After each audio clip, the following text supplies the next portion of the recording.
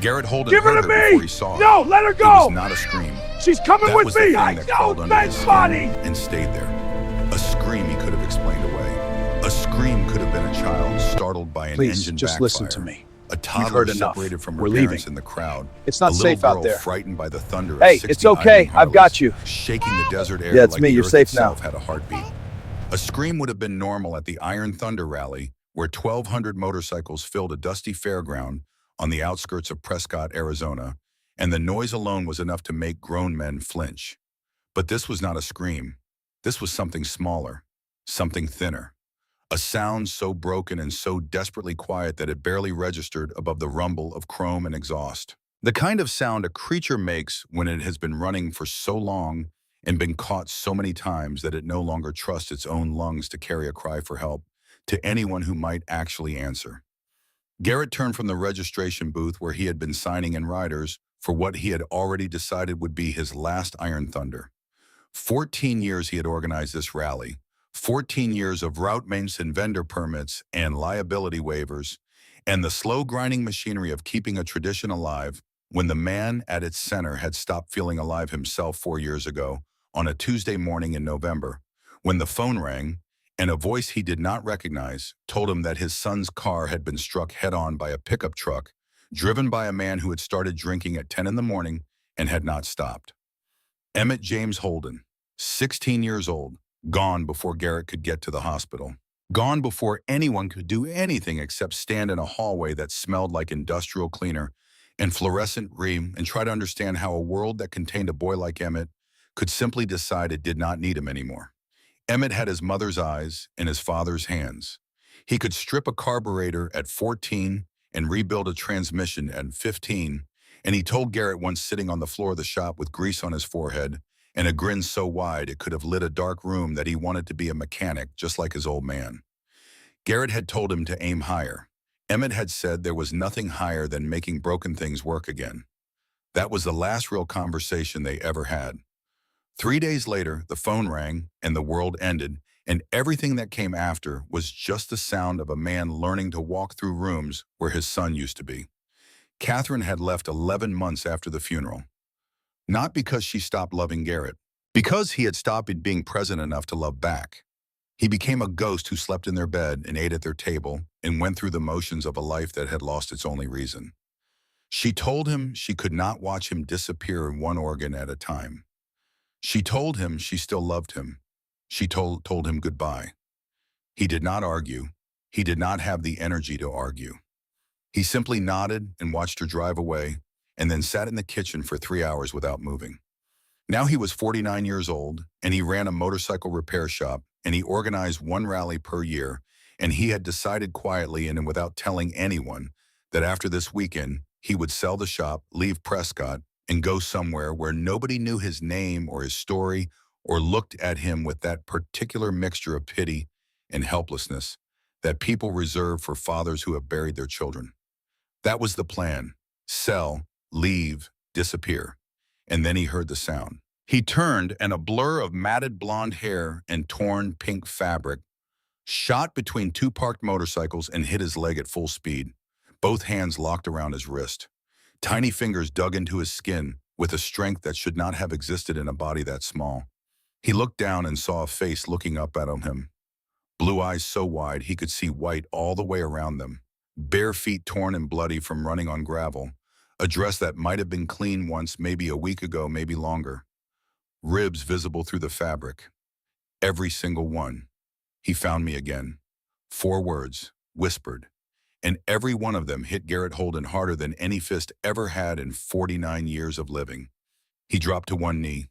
The gravel bit into his kneecap and he did not care. His voice came out rough the way it always did now, rusted from disuse, and he softened it the way you soften a hand before you touch something that might shatter. Hey, hey there. Who found you? The man who took me. Her fingers dug deeper into his wrist. She was not shivering. She was trembling. The kind of trembling that happens when fear has soaked past the skin and past the muscle and all the way down into the marrow of the bone. The kind of trembling that does not stop when the danger passes because the body has forgotten that danger ever passes. What is your name, sweetheart? Lily. Okay, Lily, I am Garrett. You are safe right now, right here, right now. You are safe, she shook her head. Fast back and forth, the way a person shakes their head when they have heard those words before, and every single time they turned out to be a lie. No, I am not. He always finds me. Every time I run, he finds me. He is here. He is here right now. Briggs Moran materialized at Garrett's shoulder the way large men sometimes do when they sense danger. 6 feet 4 inches, 275 pounds. Shaved head, thick blonde goatee, forearms like the branches of an oak tree. Former Marine who had done 3 tours in places he never talked about and came back with the kind of eyes that never stopped scanning for threats, not because he wanted to scan, but because his nervous system no longer gave him a choice. Briggs did not ask questions. He looked at the child. He looked at Garrett's face. He read the situation the way a man reads a room when he has been trained to read rooms where people die. Then he turned around and planted himself like a wall of muscle and leather between the child and the crowd. How many? Briggs asked quietly. One man, Lily said. Just one. That is all. That is enough. Within 60 seconds, a word passed through the Iron Thunder chapter like electricity through water. No one shouted. No one made a scene. They moved. 19 men and one woman formed a circle around a 49-year-old mechanic kneeling in the gravel, holding the hands of a 3-year-old girl who had no shoes on. Nora Caldwell pushed through the ring and dropped to her knees beside Garrett. Sandy blonde hair pulled back in a tight braid, reading glasses hanging from a silver chain around her neck. A first aid kit already open in her hands. 58 years old, 30 years working with children in the foster care system, in group homes, in courtrooms, where she testified about things that happened behind closed doors that should never have been allowed to stay closed. She had retired 3 years ago after a case in Flagstaff, where a boy named Derek, 7 years old, had been returned to his biological father, despite Nora's testimony, despite the bruises, despite everything, because the paperwork said the father had completed his anger management program, and the system believed the paperwork. Derek did not survive the month.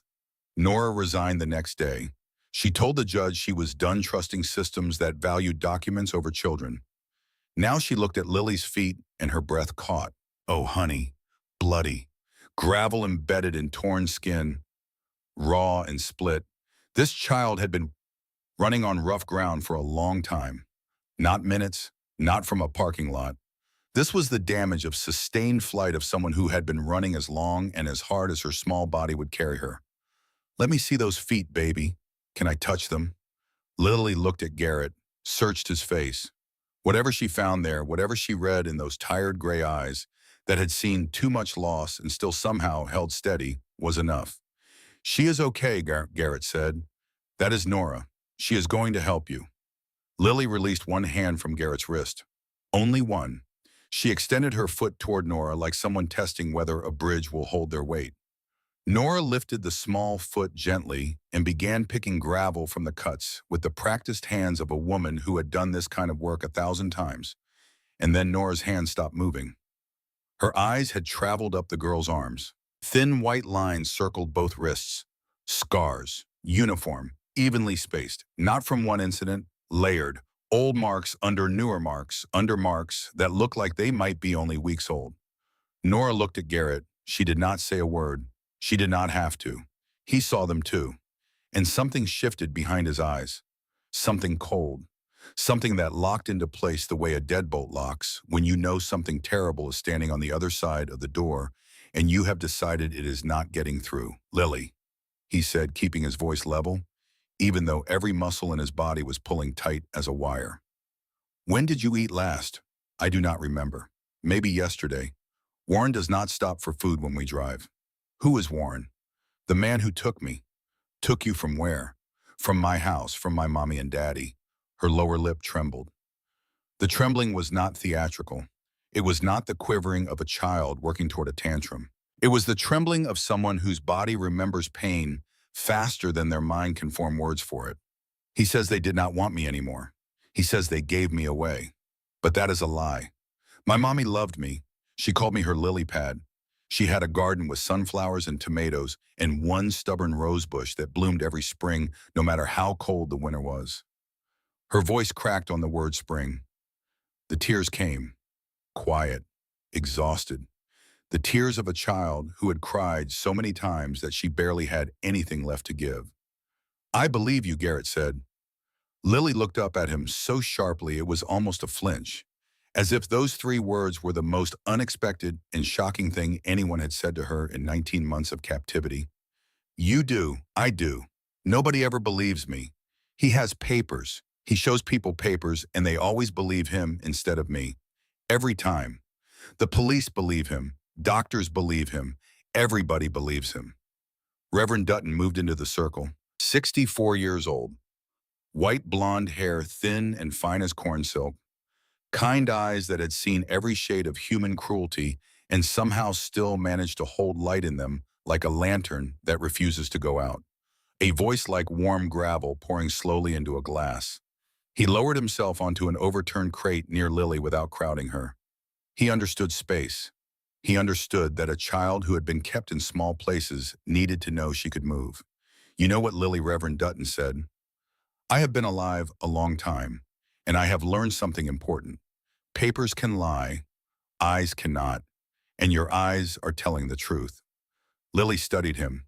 She read him the way she had learned to read every adult in her short life, scanning for the deception underneath the kindness, searching for the trap behind the gentle voice. She had become an expert at detecting lies, not because she wanted to be, because survival demanded it. "Are you going to call the police?" she whispered. "Would that be a good thing?" Garrett asked carefully. The fear that crossed her face answered before her mouth could form the words. "No, please. The police always give me back to him. He shows them the papers and they believe him every time. Please do not call the police. Please." The circle of bikers tightened, not by command, not by design, by instinct. 20 people who had spent their lives on the margins of a society that looked at them and decided they were not worth trusting. 20 people who knew in their bones what it felt like when a system that was supposed to protect you decided instead that a piece of paper was more important than the truth written on a child's face. "Nobody is calling anybody yet," Garrett said. "First, we are going to get you some food. Then we are going to figure this out." "Okay," Lily nodded. Then she said something that broke Nora Caldwell completely. "Can I sit on your lap? Warren does not let me sit on laps. He says I am too old for that. But I am only 3. Garrett lifted her onto his knee. She weighed almost nothing. He could feel every rib through the thin fabric of her dress, every vertebra of her spine. The body of a child who had been systematically deprived of food and comfort and the basic physical warmth that every 3-year-old on Earth deserves simply by virtue of being alive. Nora turned away and pressed her hand over her mouth. The sound she made was not crying. It was the sound of 30 years of working with children compressing into one unbearable moment of recognition. She had seen this before. She had seen it with Derek. She had seen it, and she had not been able to stop it, and the boy had died. She would not let that happen again. Briggs put his enormous hand on Nora's shoulder. He held it there, just held it, saying nothing because there was nothing that words could do. "Sawyer," Garrett called out. Sawyer Vance appeared from the crowd like he had been waiting for his name. 32 years old. Dirty blonde hair, tattoo sleeves running from wrist to shoulders, a laptop bag slung over one shoulder. The club's technology specialist. The one who could find anything on any database that existed, and several that technically did not. He had already been listening. His eyes were sharp with understanding. "Already on it, boss. I need everything you can find. Name Warren, first name only, that is all we have. Traveling with a child. Check missing children to databases. Check NCIC, check everything. Give me 20 minutes. You have got 10. Sawyer disappeared into the clubhouse trailer. Briggs leaned close to Garrett's ear. His voice dropped to a breath. 2 o'clock, silver SUV, been circling the block, third pass. Garrett did not turn his head. He kept his eyes on Lily. How many inside? 1 driver, male, older, watching the crowd. "That is him," Lily said. Her entire body went rigid on Garrett's lap. She had not seen the SUV. She had heard them talking. And the way her muscles locked instant total like a switch thrown from alive to stone told Garrett everything about how finely this child's survival instincts had been sharpened. 3 years old and her nervous system was wired like a combat veteran's. She sensed danger the way animals sense earthquakes through vibrations no one else could feel. Do not look at the car, Lily. Look at me. Look at my face. Good girl. Now tell me, what does Warren look like? Tall, old, blonde hair, but not like yours. His is lighter, almost white. He wears glasses and nice clothes so people think he is nice. But he is not nice. He is the opposite of nice. The SUV slowed to a stop across the street. The door opened. Out stepped a man who looked like he had just walked out of a Sunday church service. Tall, lean, blonde hair combed neatly to the side so pale it was almost silver in the Arizona sun. Blue button-down shirt, khaki pants, wire-rimmed glasses, and a warm, worried smile already fixed in place. The kind of smile that takes hours of practice to look that natural. The kind you rehearse in a mirror until it feels like it was born on your face instead of built in a workshop. He walked toward the group of bikers the way a man walks toward something he fully expects to obey him. Friendly, slightly exasperated, completely confident. "Oh, thank God," the man called out, and his voice carried a relief so convincing it could have won awards. "There she is, Lily, sweetheart. You scared Daddy half to death. I have been driving all over town looking for you." Lily buried her face in Garrett's chest. Her fingers twisted into his leather vest so hard the stitching creaked. He could feel her heartbeat through his shirt, fast and desperate and wild, the heartbeat of a trapped bird throwing itself against glass. "Please," she whispered into the leather. "Please, please, please do not let him take me. I will do anything. I will be good forever. Just please do not let him." Garrett put his hand on the back of her head. He felt the fine bones of her skull beneath his palm. He felt the trembling that ran through her entire body like a current. And he thought about Emmett. He thought about the phone call. He thought about the hospital hallway and the doctor who could not look him in the eye. He thought about every single thing he had lost and could not protect and would give everything he had left to undo. He stood up, shifted Lily to his hip the way he used to carry Emmett a lifetime ago, settled his weight, planted his feet. "That is close enough." The man stopped walking. His smile did not waver, but something behind his eyes recalculated. A flicker, quick and reptilian. The kind of adjustment a predator makes when it realizes the prey is not behaving the way it should. "I'm sorry," the man said pleasantly. "I appreciate you looking after her, but she is my daughter. She has a condition. She does this sometimes when she is overstimulated. Crowds upset her." "She is not upset about crowds," Garrett replied. "She is upset about you."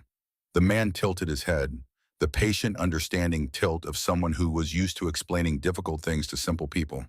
The tilt of a man who had never once been told no and fully expected to maintain that record. "I understand how this looks. Truly. But Lily has reactive attachment disorder. She has been in treatment for over a year. She constructs narratives about being kidnapped. It is a documented symptom. Her therapist says it is a coping mechanism." He reached into his back pocket and produced a leather folder. Inside, custody papers, medical evaluations, a letter on official-looking letterhead from a psychiatric practice. Everything neat, everything professional, everything designed to make the person reading it feel foolish for ever having doubted. "Everything is documented," the man said smoothly. "I have full legal custody awarded by the family court in Clark County, Nevada. You can verify it yourself." He held the folder out to Garrett. Garrett did not take it. Briggs took it instead, opened it, read slowly. His face gave away nothing. "These look official," Briggs said. "They are official, Nevada court." Briggs continued, his voice flat as a blade. "What is a Nevada guardian doing in Arizona? My work requires travel. I am a financial consultant. I help struggling businesses reorganize. Lily travels with me because she needs constant supervision." Every answer was smooth, practiced, reasonable, delivered with the right amount of patience and the right amount of concern, and not one drop more or less. Warren Kill was the most convincing liar Garrett Holden had ever encountered. And Garrett had encountered plenty in 20 years of motorcycle clubs and bar fights, and the kind of life where reading a liar correctly was the difference between walking home and being carried. But Lily's body told a different story. The trembling had not stopped. It had gotten worse. She was shaking so hard that Garrett had to adjust his grip to keep holding her. Her face was pressed so deep into his chest that he could feel her breath soaking through his shirt in hot, ragged bursts. "What happened to her shoes?" Nora asked. The question caught Warren off guard for exactly 1 second. One single second of hesitation before the machine produced another perfect answer. "She kicked them off when she ran." "Sensory issue, she does that." "And the scars on her wrist?" Nora continued. Her voice had changed. The softness was gone. What replaced it was the steel of a woman who had spent 3 decades working with damaged children and knew exactly what restraint marks look like. "Is that a sensory issue too?" Warren's smile held, but it changed. The warmth drained out of it the way color drains from a face when blood retreats. What remained was the shape of a smile without any of its meaning, a mask with nothing behind it. "Lily self-harms," he said quietly. "It is one of the reasons she needs specialized care, which I provide." He paused. Let the words settle like dust after an explosion. Then his voice dropped into something harder. "Now please hand me my daughter so I can take her home." "No," Garrett said it simply. One word. Final. "The way you close a door you never intend to open again. She stays with us. You do not have that right." "Maybe not. But she asked me to protect her, and I said yes. So until somebody with a badge tells me different, and I mean a badge, I trust she is not going anywhere." Warren stared at Garrett. The mask was thinning now. The charming consultant facade was cracking at the edges like plaster over rotten wood, and underneath it, something else was becoming visible. Something patient, something cold, something that had been wearing human expressions for so long that it had almost forgotten it was not human. "Do you understand the legal consequences of what you are doing?" Warren asked. His voice dropped to a register that was almost conversational, almost friendly, the way a man talks when he is very sure of himself and wants you to feel how sure he is. "She was not afraid of us," Nora said. "She was not afraid of Briggs, and Briggs scares most grown men. She was not afraid of any of the riders. Just you. Only you." Silence. Warren looked around the circle, counted them, measured them, calculated odds the way a man calculates odds when he has done this calculation many times before and always come out ahead. "I will be back," he said, "with the sheriff, with lawyers, with a court order if necessary, and every single one of you will face kidnapping charges. I will personally see to it that this club is shut down." He turned and walked back to the SUV, not fast, not slow. The walk of a man who believed with absolute certainty that the system would deliver what he wanted because it always had, because he had spent years learning how to make the system work for him like a tool designed specifically for his use. The door closed. The engine started. The silver SUV pulled away. Lily lifted her face from Garrett's chest. Her cheeks were wet. Her eyes were swollen. But there was something new in them, something fragile and flickering and so small it could be killed by a single careless word. "Hope. He is going to come back," she said. "I know. He always comes back. I know that too. Are you scared?" Garrett looked at this child, 3 years old, barely 30 pounds, holding on to him like he was the last solid thing in a world made entirely of water.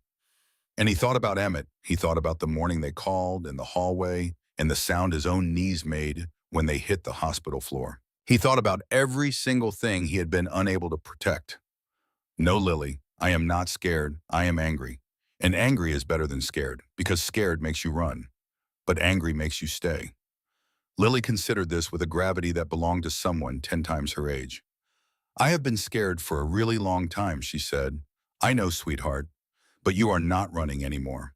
You found us, and we do not move." Nora appeared with a plate, a hamburger cut into small pieces, fries, a carton of chocolate milk. She set it on Garrett's knee in front of Lily. Lily stared at it the way you stare at a mirage in a desert. "It is for you," baby, Nora said. "All of it." Lily ate with both hands, barely chewing, barely breathing between bites.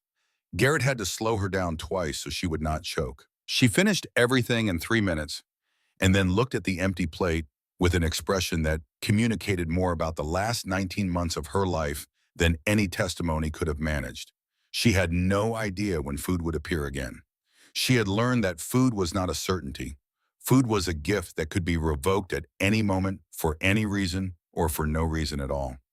"There is more," Nora said gently. "There will always be more." Lily looked up at her. Promise, promise.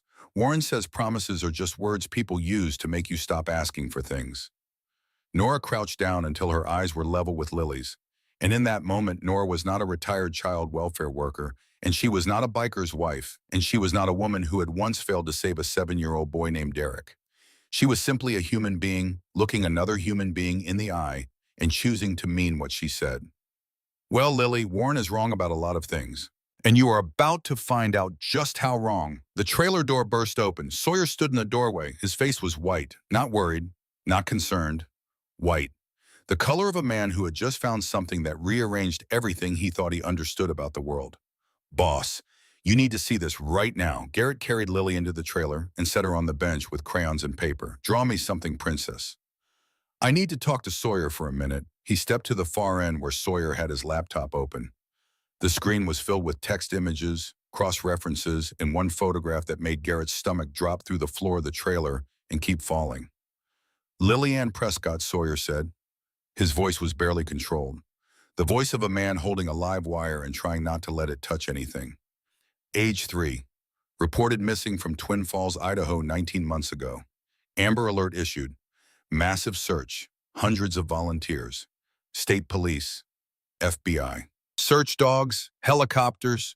No leads. Nothing. He swallowed hard. Her parents, Daniel and Claire Prescott. Sawyer's voice cracked. He forced it steady with visible effort. Found dead in their home 1 week after Lily disappeared. Both shot. Double homicide. Case went cold within 6 months. Garrett gripped the edge of the folding table until his knuckles went white. He killed them. That is not all, Sawyer said. He scrolled down. His fingers were trembling on the trackpad. I started cross-referencing the pattern. Young families, small towns, children who vanished, parents who were murdered, no connection between victims, no apparent motive, no suspects ever identified. How many? 4. 4 other children besides Lily.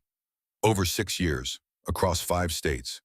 The trailer was silent except for the scratch of Lily's crayons on paper behind them. He is not a kidnapper, Garrett said slowly. The words tasted like ash. No, Sawyer said. He looked at Garrett with eyes that had aged 10 years in 10 minutes.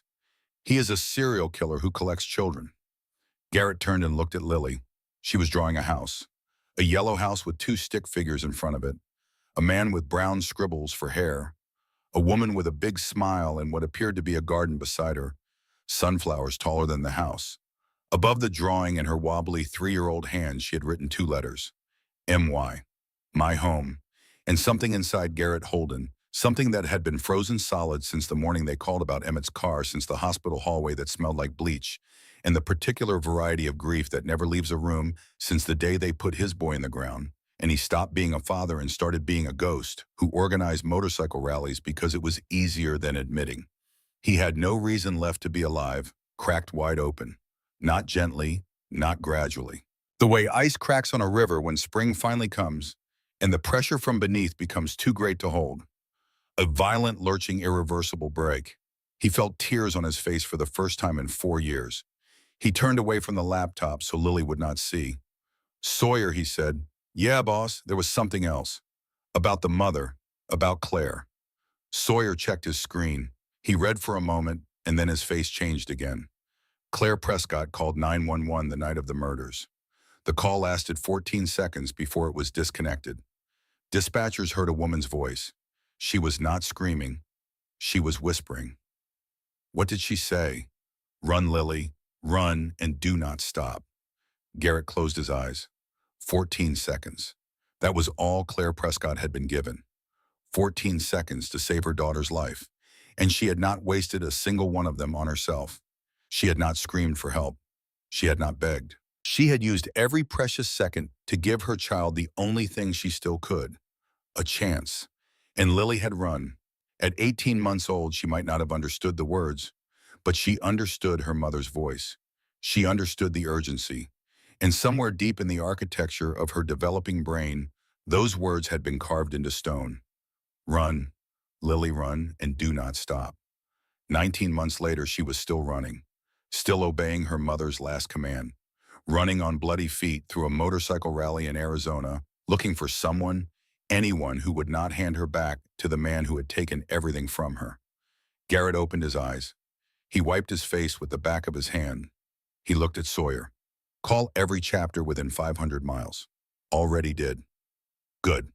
Now find me everything on this man, every name he has used, every address, every credit card, every lie he has told. I want to know what he eats for breakfast and where he sleeps at night and every single step he took between the day he killed the Prescotts and the moment he walked up to us in that parking lot. What are you going to do? Garrett looked out the trailer window toward the street where the silver SUV had disappeared. His hands were steady now. His jaw was set. His eyes held something that had not been there an hour ago, something that had not been there in 4 years.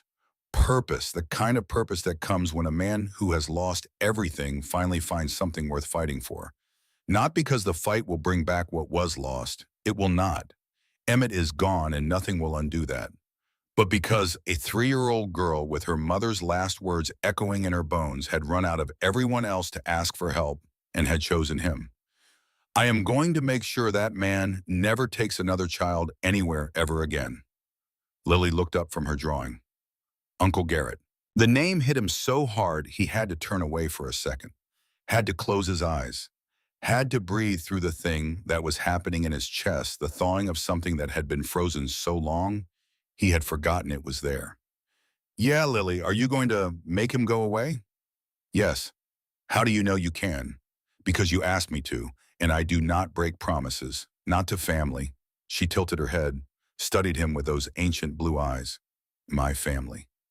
Garrett looked at this child, this impossibly brave, impossibly damaged, impossibly strong child who had survived 19 months with a monster by learning to read faces and calculate danger and run on bleeding feet and never ever stop. Who had lost her parents, her home, her name, her safety, everything a child needs to feel human and had somehow kept going. Who had heard her mother's voice in the dark telling her to run and had obeyed that voice across state lines and through strange houses and past locked doors and all the way to a dusty fairground in Arizona where she had grabbed the hand of a broken man who had been about to give up on everything. You are now, he said. She went back to her drawing, added a third figure to the picture, a big one standing next to the yellow house wearing what appeared to be a leather vest. She pointed at it. That is you, she said. And for the first time in 19 months, Lily Ann Prescott smiled. Garrett did not leave the trailer for 2 hours. Lily had fallen asleep on the bench, curled into a ball the size of a backpack, with her knees pulled to her chest and one hand still clutching the corner of his vest. Even in sleep, she held on. Even in sleep, she was ready to run. Her body did not know how to stop being afraid. It had been afraid for so long that fear was not a state anymore. It was a structure. It was the architecture of her nervous system, the foundation on which every thought and every reflex and every heartbeat was built. Sawyer had not stopped typing. His fingers moved across the keyboard with a rhythm that had shifted from urgent to something closer to frantic about 40 minutes ago, right around the time he found the third dead family. Boss Sawyer said without looking up, "It is worse than I thought. Tell me." Warren Keel is not his real name. Obviously, but I have tracked at least 5 aliases so far. Warren Keel, David Merritt, Robert Nolan, Stephen Marsh, James Whitford. Every name comes with a complete set of documents. Driver's license, social security card, custody papers, medical records for whatever child he is carrying at the time. This man does not just forge papers. He builds entire identities the way other people build houses. Foundation, walls, roof, everything. How? That is the thing. Sawyer finally looked up. His eyes were bloodshot and rimmed with a dark disbelief that Garrett recognized because he had seen it in his own mirror the morning after Emmett's funeral. This level of documentation is not something you put together in a garage with a printer and a laminator. Somebody is helping him. Somebody with access to real databases, real court systems, real letterhead. You are saying he has people inside the system. I am saying these forgeries are so good that I almost believe them myself. And I know exactly what to look for. Whoever is producing these documents has access to the actual templates, the actual fonts, the actual case numbering systems used by real courts. These are not copies. They are replicas built from the inside out. Nora stepped into the trailer quietly. She checked on Lily first, pressed 2 fingers gently to the inside of the girl's wrist, and counted heartbeats the way she had done for hundreds of children over 30 years. Counted the way she had failed to count for Derek because by the time she realized what was happening, it was already too late. She is malnourished, Nora said flatly. Not just missed a few meals malnourished. Her body is consuming itself. I can count every rib without touching her. Her spine is visible through her skin. The muscle wasting in her legs tells me she has been confined. Not just traveling. Confined. Kept in small spaces for extended periods. How long? Months. Maybe the entire 19 months. And the scarring on her wrists is not from one incident. It is layered. Old scars under newer scars under scars that might only be a few weeks old. Whoever this man is, he has been restraining her regularly and over a long period of time. Reverend Dutton appeared in the doorway. His face carried something Garrett had never seen on it before. Not anger, not sadness. A kind of fury that seemed to come from somewhere older and deeper than either of those words could reach. I just got off the phone with a chapter in Boise, Reverend Dutton said. They made some calls to people they know in Twin Falls. The Prescott murders. It was all over the news up there. Husband and wife shot in their own kitchen. 3-year-old daughter missing. The whole city searched for weeks. Volunteers, police, FBI involvement initially. Then the case went cold and resources were pulled. The running theory was that whoever killed the parents took the child across state lines and vanished. They were right about that part, Garrett said. There is more. Reverend Dutton lowered his voice even though Lily was asleep because some things should be spoken quietly regardless of who might hear. The Boise chapter asked around. 3 months before the Prescotts were killed, a man matching Warren's description rented a house 2 streets away from them. Paid cash, kept to himself. Neighbors said he was polite, quiet, friendly, always waved when he drove past. Garrett felt the floor shift beneath him. He watched them. He studied them. He learned their routines. Figured out when they were vulnerable. Knew that Daniel worked late on Tuesdays. Knew that Claire put Lily to bed at 7:30 every night like clockwork. He mapped them the way a hunter maps a territory before the season opens. And then when he knew everything he needed to know, he walked into their house and he took what he wanted and he killed the witnesses. That is exactly what Lily told us Nora said. She said he always watches first. He told her once that watching was the best part. He said he liked to see her think she was safe because it made taking her back feel better. Every adult in that trailer stopped breathing for a moment. The silence was not empty. It was heavy. Loaded with the weight of what they were learning about the man who was somewhere out there in the Arizona night, in a silver SUV, heading to the sheriff's office with documents good enough to fool a judge. And Lily, 3 years old, 30 pounds asleep on a bench in a trailer that smelled like motor oil and stale coffee, had been carrying this knowledge alone for 19 months. Alone because the last time she told someone about Warren, he found out. And he punished her, and he told her that if she ever told anyone again, he would hurt the people she told. So she stopped telling. She learned to carry the weight by herself because sharing it meant someone else might get crushed. 3 years old, and she had already learned that asking for help endangered the helpers. Nora sat down on the bench beside Lily's sleeping form. She placed her hand gently on the girl's back, feeling the rise and fall of her breathing, counting breaths the way she counted heartbeats, making sure. You listen to me, Lily Ann Prescott, Nora whispered. And her voice cracked right down the center, but she kept talking through it the way you keep walking through a storm because stopping means freezing. You are 3 years old. It is not your job to protect grown-ups. It is our job to protect you. Do you hear me? Our job, not yours. Ours. Lily did not wake. But in her sleep, her grip on Garrett's vest relaxed. Just slightly. Just enough for the leather to stop creaking. As if some part of her, some deep unconscious part that was always listening, always measuring, always preparing to run, had heard those words and allowed itself 1 fraction of 1 inch of release. Sawyer. The foster home. The Whitfields. Find them. It took Sawyer 11 minutes. Grace and Henry Whitfield.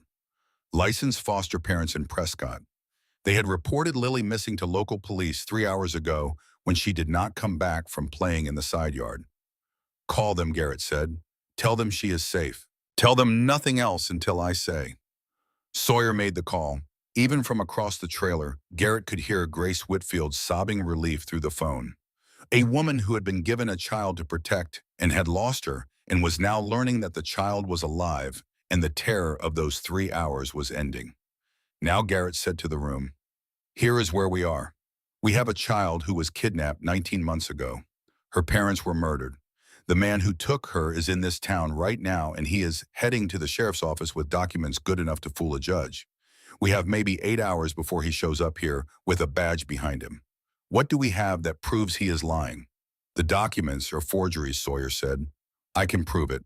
The court seal on the custody papers uses the wrong font. It is close, but it is not what Clark County, Nevada actually uses. The case number he cites does not exist in the Nevada judicial database. And the judge whose signature appears on the papers retired 6 months before the date on the document. She was not even on the bench when this order was supposedly issued. Can you prove that in a way Sheriff Rayburn will believe?" Sawyer hesitated. The kind of hesitation that tells you the answer is complicated. "I can show him the inconsistencies. But Rayburn is not going to take a biker's word over official-looking court documents. Not without verification. And verification takes time. Time we do not have. There is something else," Sawyer said. "The medical evaluation Warren carries. The one claiming Lily has reactive attachment disorder. It references a clinic in Scottsdale, Desert Valley Behavioral Health.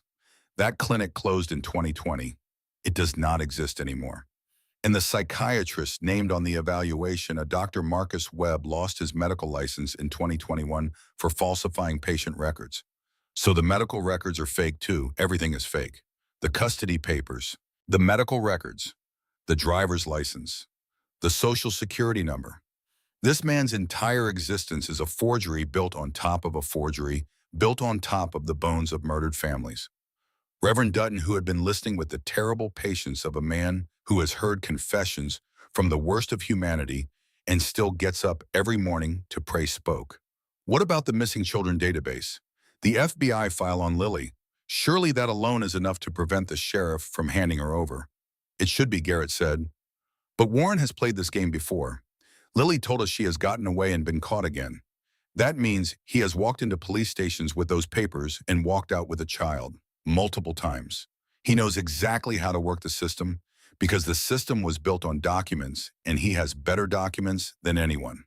Claire Prescott's last words, spoken into a phone in the dark while a man with 5 names and no soul came through her kitchen door. 14 seconds of a mother's voice reaching across 19 months and 2,000 miles to land in a trailer in Prescott, Arizona, where a broken mechanic held her daughter's hand and made a promise he intended to keep.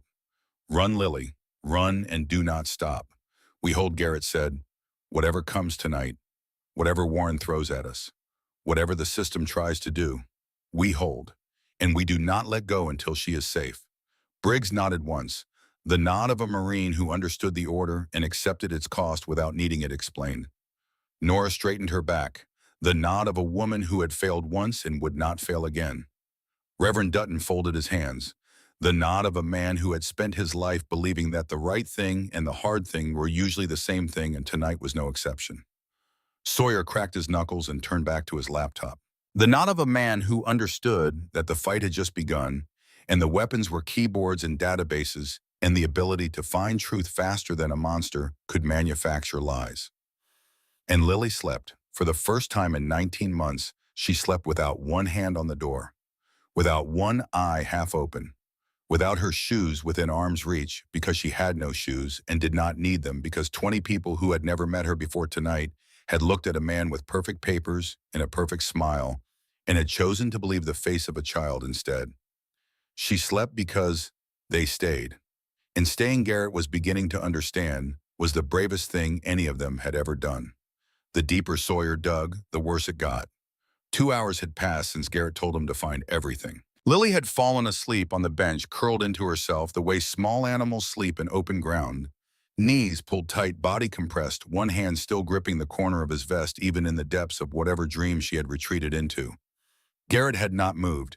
He sat beside her and listened to Sawyer's fingers on the keyboard and tried to keep his breathing steady while the picture on that laptop screen grew darker by the minute. The 5 aliases had been bad enough. Warren Keel, David Merritt, Robert Nolan, Stephen Marsh, James Whitford. 5 complete identities, each one built with the precision of a master forger. But what Sawyer had uncovered in the last 40 minutes was something far worse than one man with a talent for fake documents. Boss Sawyer said without looking up. His voice had dropped to something barely above a whisper. The kind of voice people use when they are afraid of what they are about to say. These identities are not homemade. They are not good forgeries. They are perfect replicas. The court seal fonts match the real ones exactly. The case numbering systems follow actual judicial formatting down to the last digit. The letterhead stock is identical to what those courts actually use. Meaning what?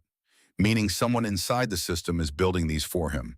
Someone with access to real databases, real templates, real court infrastructure. He is not beating the system from the outside. He has a partner embedded inside it. Nora stepped closer from her position beside Lily. She had been listening while keeping one hand on the girl's back, feeling the shallow rhythm of her ribs expanding and contracting, monitoring the way a nurse monitors a patient who might stop breathing at any moment. "That is why no one catches him," Nora said quietly. "The paperwork always checks out because it was made with real tools by someone who knows exactly how the real documents are supposed to look." Garrett let the words settle in his mind. Infrastructure. This was not a lone predator. This was an operation, built with the same deliberate methodology that other men used to build businesses. Except the product was stolen children, and the cost of doing business was murdered families. Lily stirred on the bench, her eyes opened. Not gradually, not the slow drift of a child waking from safe sleep. All at once, the instant alertness of a creature that has learned to go from unconscious to fully aware in the space of a heartbeat. "I heard you talking," she said, "about the other names. You do not have to worry about that, sweetheart. I know about the other kids." Every head in the trailer turned. "What other kids?" Nora asked gently. "The ones he keeps. I have seen them. Not all the time. Sometimes when we stop at places, houses he puts me in a room by myself. But I can hear them through the walls, crying, talking sometimes. I heard a boy named Owen and a girl named Mia. And another little girl, but I never heard her name. Just her crying. She cried a lot at night." "Where were these houses, Lily?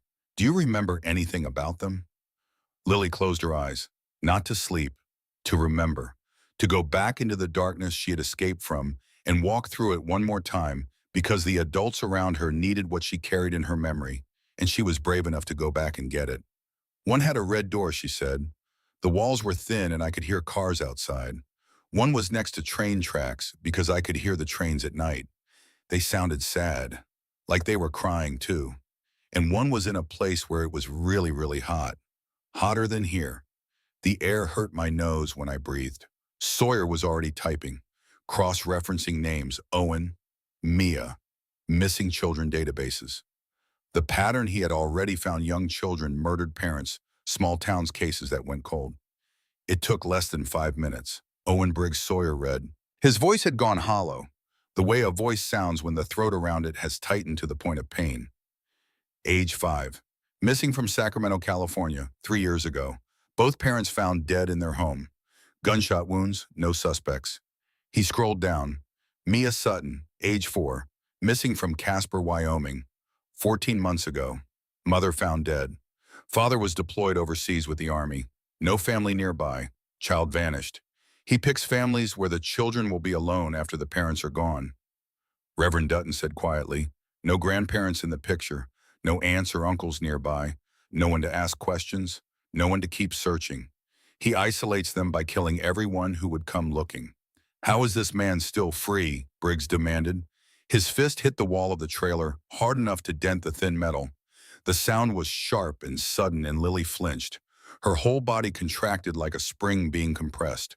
Briggs saw it immediately. He dropped to one knee in front of her, gentled his voice to something soft and careful. The voice he used with things that mattered more than his own anger. "I am sorry, sweetheart. I am not mad at you. I am mad at him." "I know," Lily said. "Everybody gets mad when I tell them about Warren. That is why he told me to never tell. He said if I told, bad things would happen to the people I told." Lily, Garrett said, and he made certain his voice was steady and warm, and carried a certainty that left no room for doubt. Every single thing you are telling us is helping. You are the bravest person I have ever met, and I have met a lot of brave people. Braver than him, she said, pointing at Briggs. Briggs actually smiled. Way braver than me, kid. And I was in the Marines, braver than Nora. Nobody is braver than Nora, Briggs said. But you are a very close second. Lily's mouth twitched, almost a smile. It did not quite arrive. Her eyes brightened for 1 second before the weight came back down. But it was close. Closer than anything she had managed in 19 months. Garrett's phone rang. He looked at the screen. Sheriff Rayburn. Garrett. Rayburn's voice was strained, professional but uncomfortable. The voice of a man whose instincts were telling him one thing and whose badge was telling him another, and the two were pulling in opposite directions. I'm listening, Ray. I have got a man in my office with a stack of custody documents and a very convincing story about his daughter being held against her will by your motorcycle club. He is requesting police assistance to recover his child.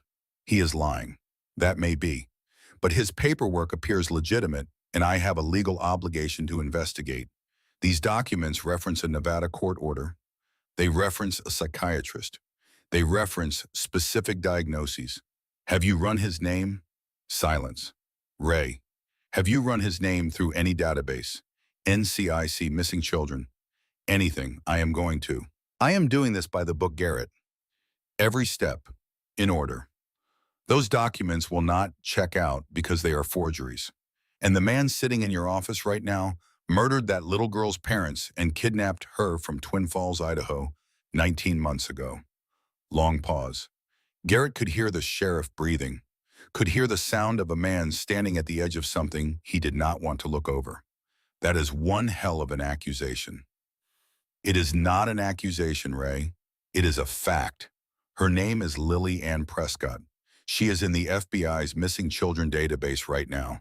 Her parents were Daniel and Claire Prescott, both murdered, both shot in their own kitchen while their 3-year-old daughter was taken from her bed.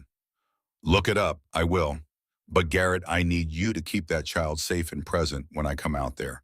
Do not do anything that makes this situation worse.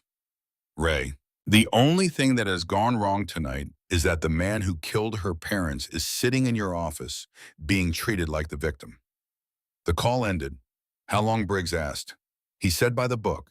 That means he will check databases tonight, but he will come here in the morning to sort it out in person. Face to face, and if Warren runs before morning, then we have a much bigger problem. Because if Warren disappears, he does what he has always done.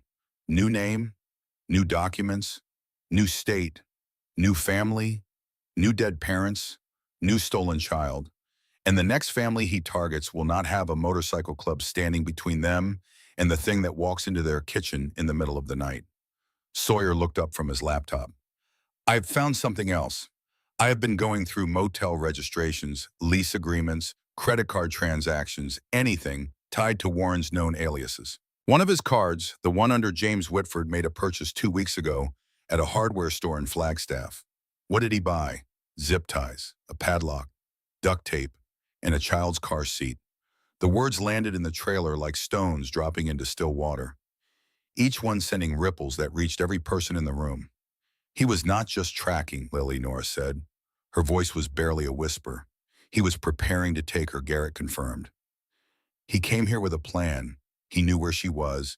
He watched her for 5 days. He bought supplies. He had a car seat ready. And then he was going to take her and vanish again, the way he has vanished every other time. Except she ran, Reverend Dutton said.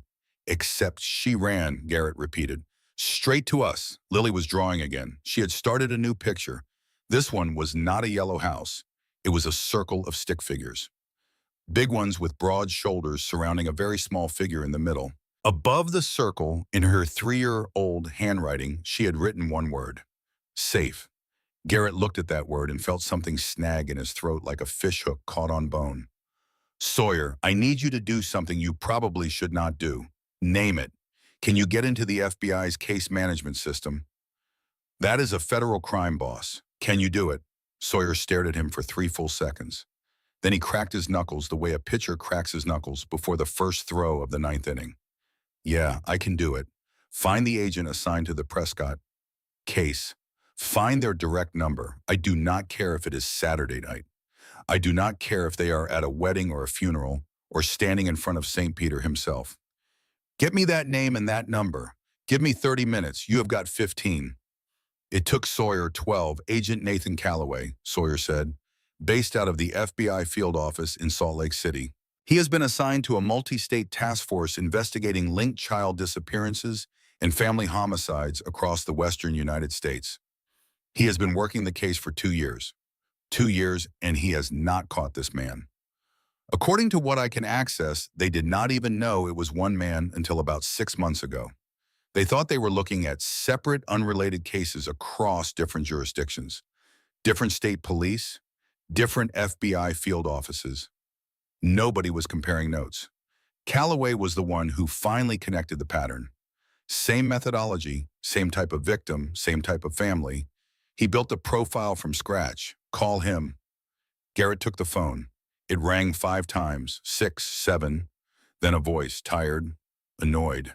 The voice of a man who had learned to stop expecting good news from phone calls at 11 o'clock on a Saturday night. Calloway, Agent Calloway. My name is Garrett Holden. I am calling from Prescott, Arizona. I am holding the hand of a 3-year-old girl named Lillian Prescott, and the man who took her from Twin Falls is less than 2 miles from where I am standing right now. The silence on the other end lasted 3 full seconds. 3 seconds during which Garrett could almost hear the man's entire body chemistry change. The shift from annoyance to adrenaline. The sound of a man who had been chasing a ghost for 2 years and just heard footsteps. Say that again. Lillian Prescott. Missing from Twin Falls, Idaho. 19 months. Parents Daniel and Claire Prescott. Both murdered. The suspect is currently using the name Warren Keel. He is at the Prescott Sheriff's Office right now trying to convince the local sheriff that my motorcycle club kidnapped his daughter. Calloway's breathing changed. Garrett could hear it through the phone. Rapid. Focused. The breathing of a man who had just been handed the thing he had been hunting for 2 years. Do not let that child out of your sight. That was never going to happen. I am in Salt Lake. I can be there in... Hold on. Sounds of movement. Keys jangling. A door slamming. The sound of a man who was already running before the conversation was finished. I can have a team there by morning. Maybe sooner if I can get a charter. Morning might be too late. The local sheriff is coming here at first light to sort out custody. Warren has documents that look legitimate enough to fool anyone who is not specifically looking for forgeries. They are forgeries. I know that, you know that, but your sheriff does not know that yet. Listen to me carefully, Mr. Holden. The man you are dealing with has evaded law enforcement across 5 states for 6 years. He is intelligent, he is methodical, and he is extremely dangerous. He has killed at least 4 adults that we can confirm, probably more. Do not confront him. Do not engage. Keep the girl safe and wait for my team. And if Warren decides not to wait. Calloway paused. When he spoke again, his voice was different, lower, deliberate. The voice of a federal agent choosing his words with the precision of a surgeon, choosing incision points. Then you do whatever you have to do to protect that child. Whatever you have to do. Are we clear? Crystal, I am leaving now. Keep this number. Call me if anything changes. The line went dead. Garrett looked at the room. Briggs, Nora, Sawyer, Reverend Dutton. Through the trailer window, he could see the shapes of riders standing guard in the darkness, cigarettes glowing orange like scattered stars in a ground-level sky. The FBI is coming, Garrett said, but they will not be here until morning. So we hold. We hold Briggs confirmed. What about Warren? He is at the sheriff's station. As long as he believes the law is going to hand Lily over, he will stay put. He will wait for the system to do his work for him. That is his play. That has always been his play. Let the system deliver the child. Keep his hands clean. Walk away looking like a concerned parent instead of a murderer. And if he finds out the FBI is coming, nobody answered. Nobody needed to. If Warren discovered that Agent Calloway was on his way, he would run. New name, new state, new family. And Lily would spend the rest of her life knowing the man who killed her parents was still out there. Still hunting. Still watching children through telephoto lenses and buying zip ties at hardware stores and practicing his smile in bathroom mirrors. Nora tucked the blanket tighter around Lily, who had fallen asleep again with a crayon still in her hand. The drawing of the protective circle lay beside her like a talisman. You know what she told me while you were on the phone, Nora said quietly. What? She said she used to pray every night for someone to find her. For the first year. Every single night. She would close her eyes in whatever room Warren put her in, and she would pray. And then she stopped. She said she figured God could not hear her because Warren kept moving. She thought prayers had to find you like letters, and if you moved too fast, they could not catch up. Garrett closed his eyes. He thought about Emmett, about all the prayers he had sent up in that hospital hallway that bounced off the ceiling and fell back down like dead birds. But then she said something else.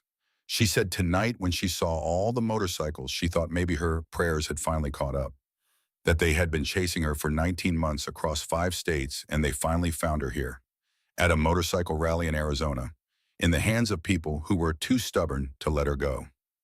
Reverend Dutton, standing by the door, wiped his eyes with the back of his hand. At 11:31, Garrett's phone buzzed. Not a text from Sawyer, not a call from Calloway, a message from an unknown number. 4 words. You cannot keep her. He stared at the screen, showed it to Briggs.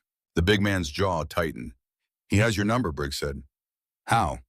A man with 5 identities and professional surveillance equipment can probably find a phone number. Another message came through. I have taken back every child who was ever kept from me. Every single one. You are not special. You are just another obstacle. Then a third. Enjoy your last night with her. Garrett read the messages twice. Then he put his phone in his pocket and looked at Briggs. He just threatened us. He just made a mistake, because now we have his phone number. Sawyer, trace this. Sawyer took the phone. His eyes went wide. Then he smiled. The sharp, cold smile of a man who has spent years learning to follow digital footprints and has just been handed a trail made of neon. Got him. Sawyer traced it in under 3 minutes. Burner phone, prepaid, purchased at a gas station in Flagstaff 2 weeks ago. But Warren had made one critical error. He had sent the threatening messages while connected to the sheriff's office wireless network. He is still there, Sawyer said. Still at the station. Sent those threats from inside the building. Probably sitting 10 feet from Sheriff Rayburn while he did it. That is arrogance, Briggs said. No, Garrett replied. That is confidence. He has done this so many times he does not believe he can lose. He is sitting in a police station sending threats to the people protecting a kidnapped child because he is absolutely certain the system will deliver her to him the way it always has. The paperwork will work. The badge will work. The court order will work. It has never failed him. Then we use that, Sawyer said. He thinks we are scared. He thinks those messages shook us. Let him think that. Let him believe he is in control. While Calloway closes the distance, Garrett shook his head. Morning is too far away. Warren is smart. He knows that the longer this drags out, the worse it gets for him. If Rayburn really runs those databases tonight, really digs into them, the entire facade unravels. Warren knows that. Meaning he has a backup plan. The kind of backup plan you build when you have killed people across 5 states and gotten away with it for 6 years. Nora looked up from Lily's side. Her eyes were steady. Her voice was not. He is going to run tonight, before morning, and he is going to try to take her with him. Hal Briggs demanded. We have got 50 riders out there. He cannot get within 100 yards of this trailer. He does not need to get to the trailer, Garrett said. He just needs to get Rayburn to bring Lily to him. The realization hit the room like a wave breaking against rock. If Rayburn gets a verified custody order, Garrett continued, even a temporary emergency one, he is legally required to remove Lily from our care and deliver her to her legal guardian. Warren knows this. That is why he is still at the station. He is not just filing a complaint. He is working the legal angle. Can he get that on a Saturday night, Reverend Dutton asked. An emergency custody order can be issued by any available judge. And Warren has had 5 days in this town. 5 days to figure out which judge in this county would be the easiest to convince. 5 days to research the judicial system the way he researched the Prescott family. Methodically, patiently, completely. Garrett grabbed his phone and called Rayburn. It rang twice. Garrett, I told you I would handle this. Ray, has he asked for an emergency custody order? Silence. The kind of silence that answers the question. Ray. He is on the phone with Judge Harmon right now. His attorney is on speaker. He has an attorney. At 11 o'clock on a Saturday night, a good one apparently, out of Flagstaff, showed up 20 minutes ago. Garrett's blood went cold. This was not improvisation. Warren had a lawyer staged and ready before he ever approached the bikers. He had planned for resistance. He had planned for the possibility that someone would say no. He had a contingency for every outcome, because that is what 6 years of evading law enforcement teaches you. Every scenario anticipated, every response prepared, every exit mapped. Ray, listen to me. I need you to stall. Do not let that order go through tonight. I have the FBI on the way. Agent Nathan Calloway, Salt Lake City Field Office. He has been investigating linked child kidnappings and family murders for 2 years. Warren, or whatever his real name is his primary suspect. Garrett, I cannot just stall a legal proceeding based on a phone call from the man the petitioner is accusing of kidnapping. You can if you believe a child's life is in danger. I need more than belief, Garrett. I need evidence. Something I can hold in my hand and put in front of a judge. Then come here right now. Come look at this girl's wrists. Come see the zip tie scars layered one on top of another going back months. Come watch her sleep and see how she flinches every time a car drives past. Come look her in the eye and tell me that the man in your office is her father. Another silence. Longer this time. Garrett could almost hear the gears turning. The sheriff's conscience pulling against the sheriff's badge. The man underneath the uniform fighting with the uniform itself. Give me 1 hour, Garrett. I will stall the order for 1 hour, but if I cannot verify what you are telling me by then, I have to let the process move forward. I do not have a choice. 1 hour, the call ended. Garrett looked at the clock. 11:14. Sawyer, get Calloway on the phone. Tell him we just lost 6 hours. We need him here by midnight or this is over. Sawyer dialed. Voicemail. Tried again. Voicemail. He is probably in the air. No cell service at altitude. Keep trying every 5 minutes. Briggs stepped close, lowered his voice so that even Lily's extraordinary ears would not pick it up through sleep. Boss, if that order comes through and Rayburn shows up here with a legal document, what do? We do not hand her over. That is obstruction, maybe kidnapping. They will arrest every one of us. Then they arrest every one of us. Briggs stared at him. 3 seconds. Then he nodded once. Just once.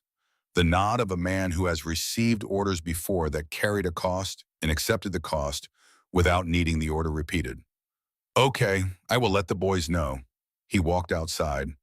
Garrett heard him speaking to the gathered riders in low tones. There was no argument, no debate, no one asked for an explanation. Just the quiet sound of 50 men understanding exactly what they were being asked to risk and choosing to risk it without a single word of protest. Nora adjusted Lily's blanket, smoothed the hair back from the girl's forehead with a tenderness that had survived 30 years of seeing the worst things adults could do to children. You know what kills me, Nora said. She drew us protecting her. Not the police, not the FBI. Us. A bunch of bikers she met 3 hours ago. Because we were the first ones who said no to him. We were the first ones who looked at his papers and looked at her face and chose to believe the face. Why did nobody else? Because he is good at what he does. Because the papers look real. Because people want to believe that a well-dressed man with a warm smile and official documents is telling the truth. It is easier. It is simpler. And most people choose easy over right. Reverend Dutton sat down heavily on a folding chair. Not tonight. Tonight, the hard thing and the right thing are the same thing. Garrett's phone buzzed again. Unknown number. He opened it. I see you moved your men north. Smart. But you left the east approach thin. Only 4 men covering a 40-yard gap. Garrett went cold. He showed it to Briggs, who had come back inside. Briggs read it and his face went flat and hard. He is watching us, right now. Real time. Another message. I will not come through that gap, of course. You will reinforce it now, but I wanted you to know. I see everything. He is on high ground, Briggs said immediately. Elevated position. The ridge northwest of here overlooks the entire rally grounds. Garrett keyed his radio.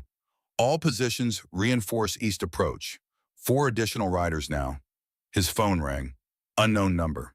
He answered. Mr. Holden? Warren's voice. Calm. Conversational. The voice of a man discussing restaurant reservations. That was dramatic earlier. The sheriff, the accusations. I will admit I did not expect that from a motorcycle mechanic.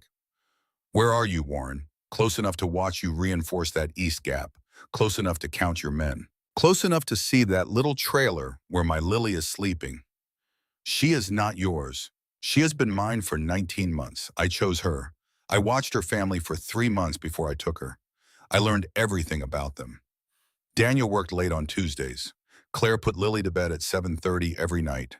They left their back door unlocked because they lived in a small town and small town people believe locks are for cities. They were careless, and careless people lose things. You murdered them. I removed obstacles. There is a difference. Confessions imply regret. I have none. Those children needed someone with purpose. Their parents were soft. The world is a dangerous place, and soft people raise soft children who grow into soft adults who leave their doors unlocked and wonder why bad things happen. The FBI knows who you are. The silence that followed was different.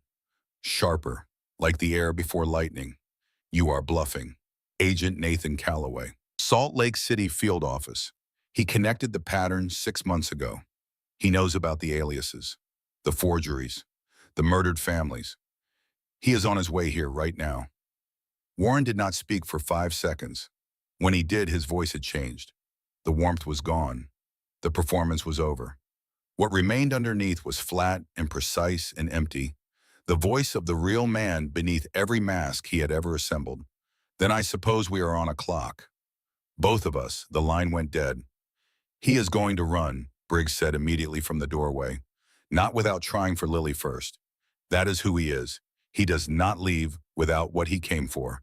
He told me himself he has taken back every child who was ever kept from him. Every single one. Garrett's phone rang again. Rayburn, Garrett. The sheriff's voice was tight, stripped down, the voice of a man delivering news he hated. Judge Harmon signed the order. The words landed like a collision. I have got a temporary emergency custody order granting Warren Keel physical custody of the minor child pending a full hearing Monday morning. I have to serve it tonight. Ray, you cannot. I do not have a choice. This is a signed court order from a sitting judge. If I fail to enforce it, I lose my badge, my pension, and Warren's attorney files a federal civil rights suit against the county by Monday morning. That man killed her parents. You keep saying that, and I keep telling you I need proof, real proof. Something I can put in front of Judge Harmon that makes him rescind this order before I am legally required to remove that child from your care. Give me something, Garrett, anything. Garrett looked at Sawyer. Sawyer looked at his laptop, everything they had found. The mismatched court seal, the non-existent case number, the retired judge, the closed clinic, the dead psychiatrist's license. All of it was digital. Screenshots, database searches. The kind of evidence that took days to verify through official channels. How long before you get here, Garrett asked. 30 minutes. I am trying to reach Judge Harmon to request a delay, but his phone is going to voicemail. Of course it is, because Warren's attorney already thought of that, got the order signed, and made sure the judge was not reachable for second thoughts. Garrett, 30 minutes. That is all I can give you. The call ended. We have 30 minutes, Garrett told the room, to find proof that will hold up in front of a sheriff and a judge. Not database searches, not suspicions, something undeniable. The motel room, Briggs said instantly. The surveillance equipment, the photographs of children pinned to the wall, the supplies he bought. If Rayburn sees that room, no court order in the world makes him hand over a child. Warren will have cleaned it by now, maybe, but I know the night manager. Eddie Hollis. He is a vet. Marine, 2 tours. He told me something when I was there earlier. He said that room did not feel right. Said the man in 114 gave him a feeling he recognized from overseas. The feeling of being near someone who did things that nobody talked about. A bad feeling is not evidence. No, but Eddie keeps a master keycard log. Every room entry is digitally recorded. And he has security cameras on the hallway pointed directly at Warren's door. Every time Warren entered, every time he exited, everything he carried in and everything he carried out. All of it is on video, including every time he left without a child, despite telling Eddie he was traveling with his sick daughter who needed rest. Garrett grabbed his keys. Briggs, you are with me. Sawyer, keep trying Calloway. Nora, you do not leave Lily's side, not for 1 second. Nobody gets through that door unless they go through me first, Nora said. And her voice carried the weight of every child she had ever lost and every child she was determined never to lose again. Reverend Dutton, you are in charge here. If Rayburn shows up before we get back, stall him. How? You are a reverend. Talk to him about his soul. That should buy us 20 minutes. Reverend Dutton allowed himself the ghost of a smile. I will make it 30. Garrett and Briggs moved fast. They passed through the line of riders, and men straightened as they went. Nobody asked where they were going. Nobody needed to. If we are wrong about the cameras, Briggs said as they got into the truck. We are not wrong, but if we are, then I am going to prison tonight. And Warren Keel drives away with a 3-year-old girl in a silver SUV, and I have to live with that for the rest of my life. No, Briggs said quietly. That is the one thing that is not going to happen. Even if every legal play fails, even if Rayburn shows up with 10 deputies and a federal marshal, that girl does not get in a car with that man. I do not care what it costs. You have a daughter, Briggs. I know. That is exactly why I am saying it. They reached the motel in 9 minutes. Eddie Hollis was behind the front desk, a wiry man in his 50s with military tattoos that ran up both forearms and eyes, that softened with recognition when he saw Briggs. You are back, Eddie. We need to see the security footage from Warren's hallway and the keycard log. Tonight, right now. This about the man in room 114. This is about a 3-year-old girl that man kidnapped after murdering her parents. Eddie's face changed. The casual wariness of a night shift motel manager was replaced by something older. Something forged in places where the line between civilians and targets did not exist. I knew something was wrong with him. I have seen that look before. Overseas. The contractors who did things nobody talked about and nobody investigated. Dead eyes wearing a smile like a costume. He reached under the desk and pulled out a laptop. Can you pull the footage, Briggs asked. Already been reviewing it since you left earlier. Could not stop thinking about it. Something about that man got under my skin the way things used to get under my skin in Helmand Province. The feeling of being near a predator who is wearing a person suit. Eddie turned the laptop around. Security camera footage. Time-stamped. Warren Keel entering room 114 carrying a black duffel bag. Exiting 2 hours later without the bag. Returning at 2 in the morning carrying what appeared to be camera equipment. Standing at something on the wall. The angle was tight but visible enough. Photographs. He was pinning photographs to the wall. There is more, Eddie said. He clicked to another clip. Warren leaving the room that morning. He stopped in the hallway, checked his reflection in the glass of a fire extinguisher case. And then Garrett watched it happen. The man adjusted his face, practiced his smile, tried it once, not right, tried it again, better, a third time. There it was, the warm, worried smile of a loving father, rehearsed until it fit. He practiced his smile, Briggs said, in a hallway mirror, before going out to find her.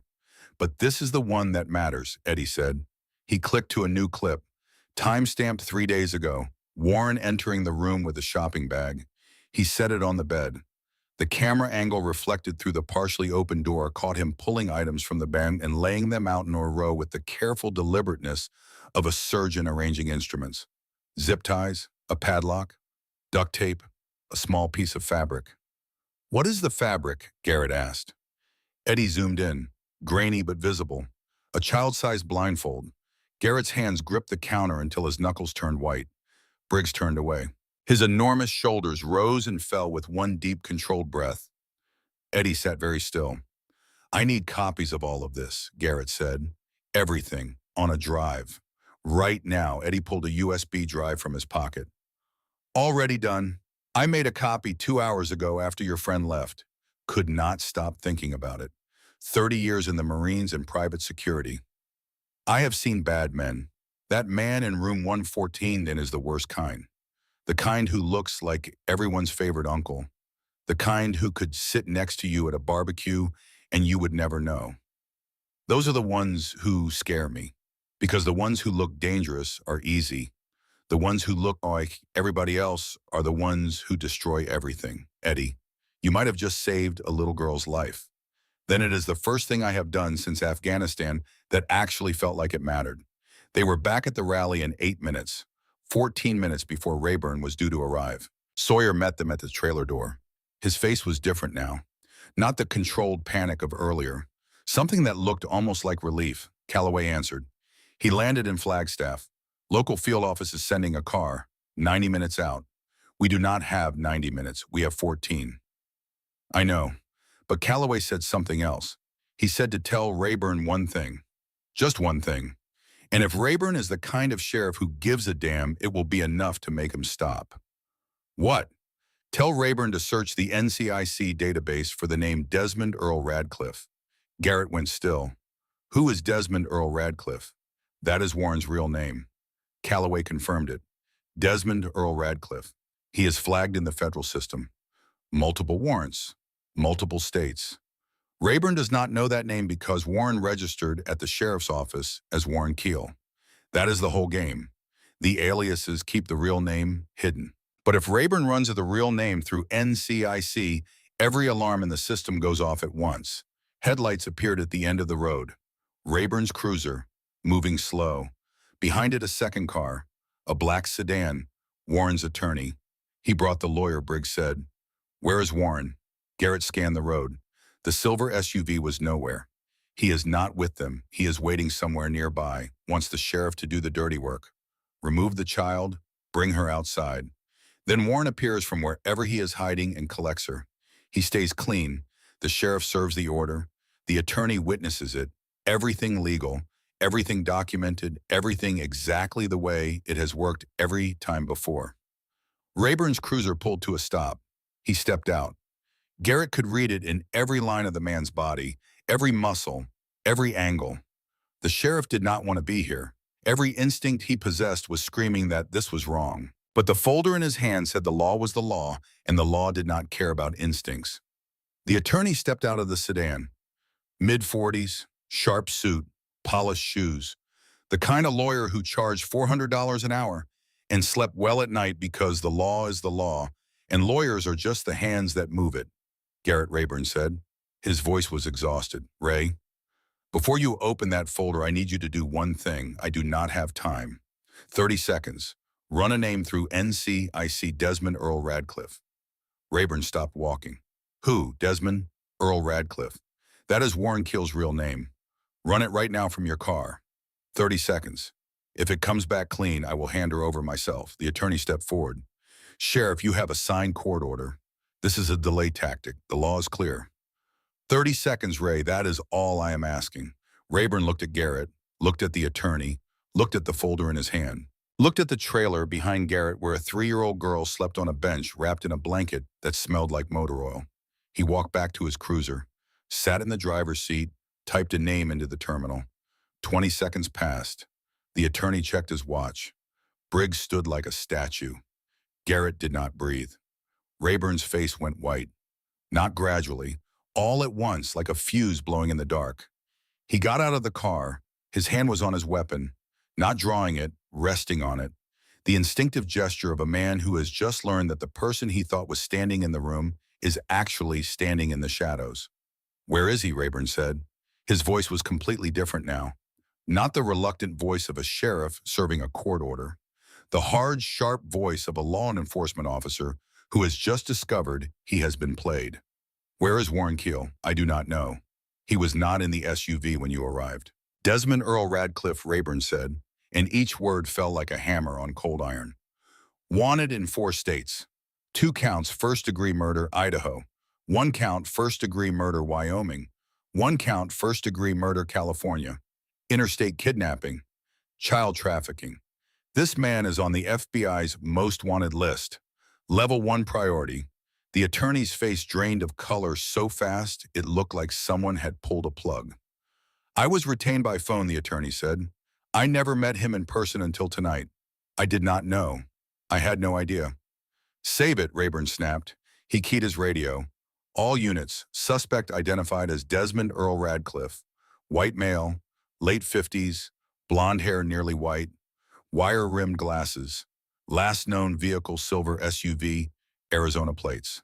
Consider armed and extremely dangerous. I want every road out of Prescott locked down. Nobody leaves this town tonight. He turned to Garrett. The court order was still in his hand. He looked at it the way you look at something that has just tried to hurt someone you care about. Garrett. Yeah, Ray, I almost handed a 3-year-old to a serial killer. But you did not. Because you told me to run the name. Because Lily told us the truth. All we did was listen. Rayburn folded the court order, put it in his pocket. Then he reached out and shook Garrett's hand. His grip was shaking. The FBI is 90 minutes out, Garrett said. Agent Calloway, Salt Lake office. I will have every deputy in the county on the roads. He is not getting out. He might not try to get out, Ray. He might try to get in. Rayburn's eyes widened. You think he will come for the girl? I know he will. He told me himself he has never left a child behind, not once. His vanity will not allow it. His entire identity is built on the belief that he is smarter than everyone around him and that he always wins. Always. Walking away from Lily means admitting defeat, and this man does not admit defeat. He would rather walk into a wall of 50 bikers with a gun than accept that a 3-year-old girl beat him. Rayburn looked at the sea of motorcycles, the wall of leather and chrome and hard-eyed men standing between a monster and a sleeping child. Then God help him, Rayburn said quietly, because those men will not. The attorney scrambled into a sedan and disappeared down the road so fast his tires screeched on the pavement. Gone. The man who had been ready to legally hand a child to a killer could not get away fast enough once the truth surfaced. And somewhere out there in the Arizona darkness, on a ridge overlooking a rally ground full of motorcycles, a man with 5 names and no conscience was watching, calculating, deciding, not whether to come for her. That was never a question. Only how. Garrett repositioned every rider along the northern perimeter within 7 minutes of Rayburn's departure. 30 men facing the tree line that ran along the ridge northwest of the rally grounds. No flashlights, no noise. Just men standing in the dark with their backs to the trailer and their eyes on the shadows between the pines. The kind of waiting they had all done before. In prison yards where you watch the corners because the corners watched you back. In hospital rooms where the machines beeped and you prayed each beep would not be the last. In combat zones where the silence before contact was louder than the contact itself. The kind of waiting where everything you have ever cared about in your life hangs on what happens in the next 10 minutes. Garrett went back into the trailer. Lily was still asleep.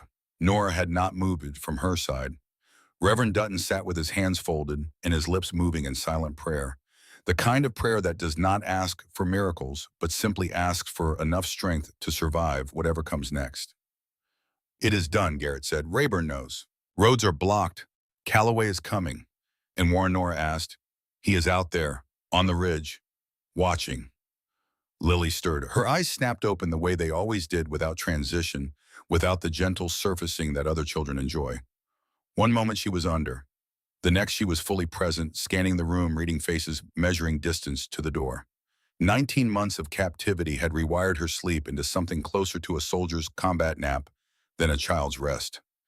He is coming, she said. Not a question. Yes, I can feel him. I always feel him before he comes. Like the air gets heavier, like the room gets smaller even when I am outside. Garrett sat down beside her, looked at her, this child who had been given nothing but darkness for 19 months and had somehow manufactured her own light from the raw materials of courage and memory and the echo of her mother's voice saying, run, Lily, run and do not stop.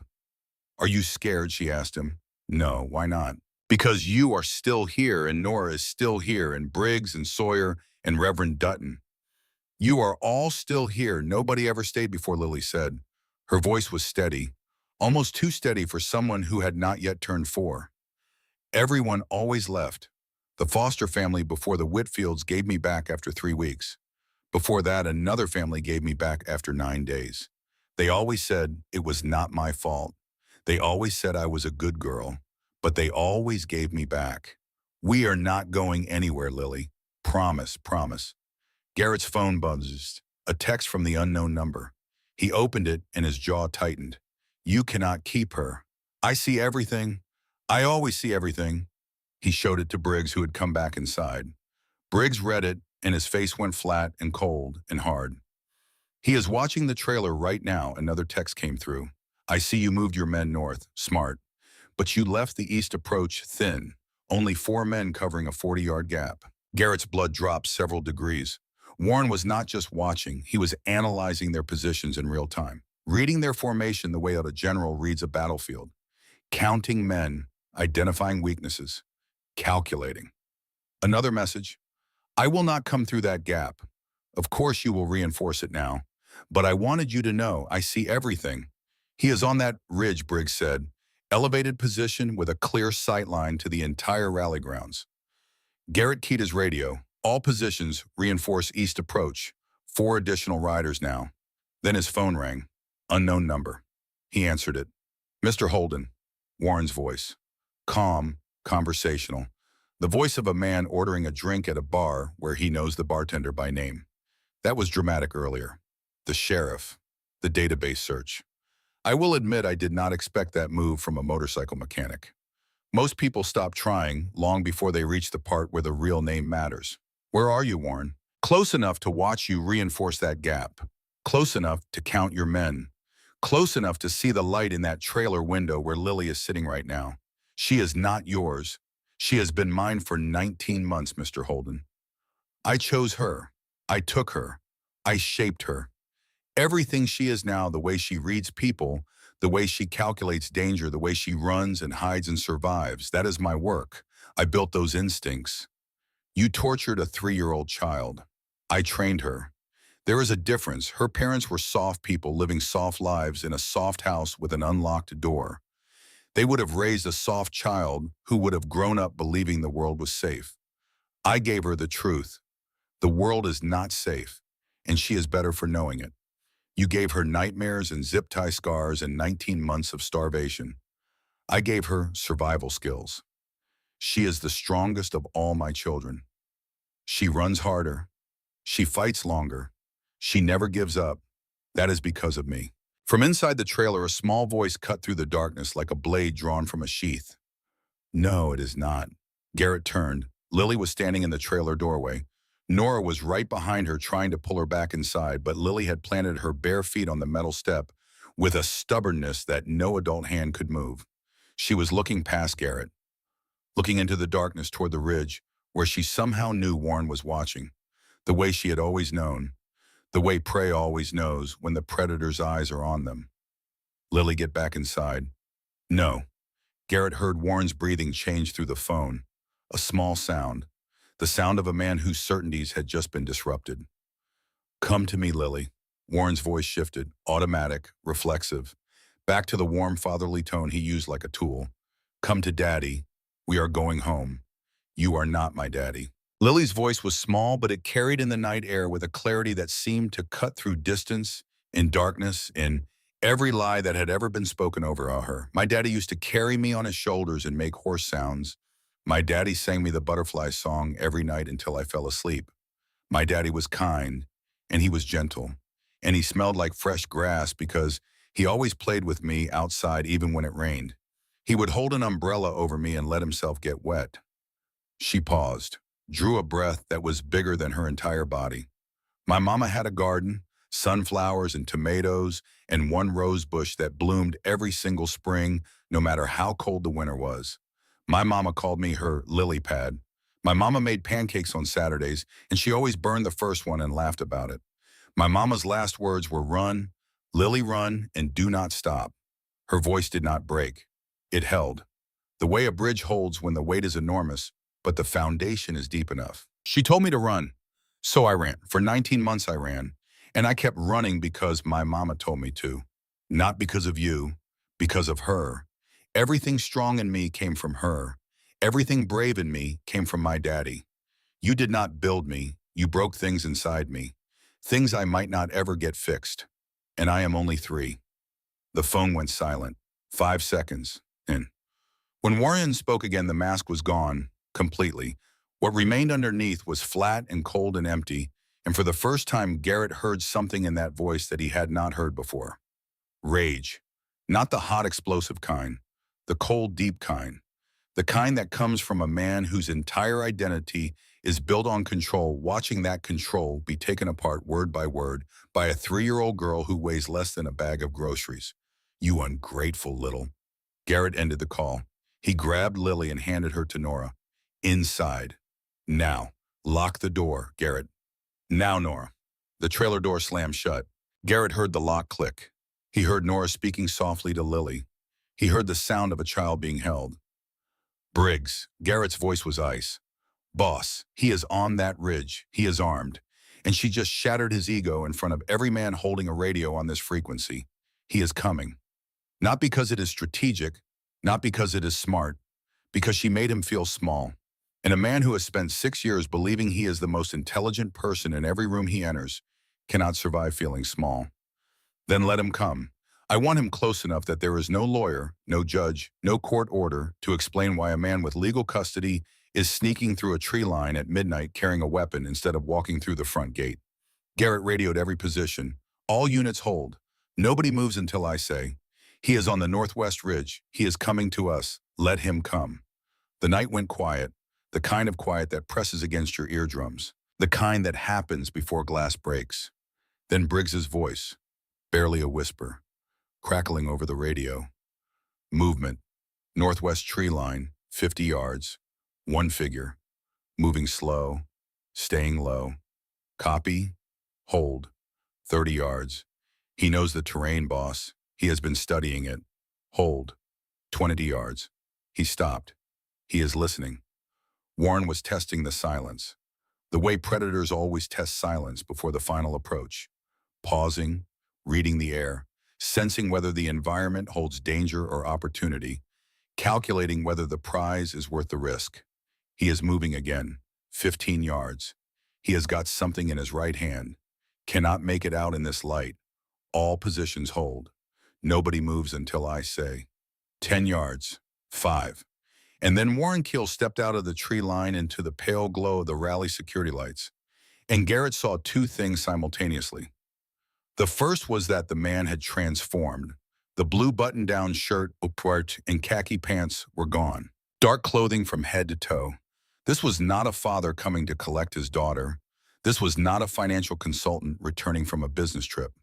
This was a hunter on a final approach. The second thing was the gun in his right hand. He is armed, Briggs radioed, and the tension among the hidden riders became something you could feel against your skin, like the pressure drop before a storm. Warren moved between two parked motorcycles. His eyes were locked on the trailer, the only thing in his field of vision that mattered. 15 feet from the door. 12. 10. Garrett stepped into his path. Warren stopped. The gun came up. Not all the way, not pointed directly at center mass, held at his side with the barrel angled forward. Ready. The posture of a man who has handled weapons before and knows that the threat of a gun is almost as effective as using it.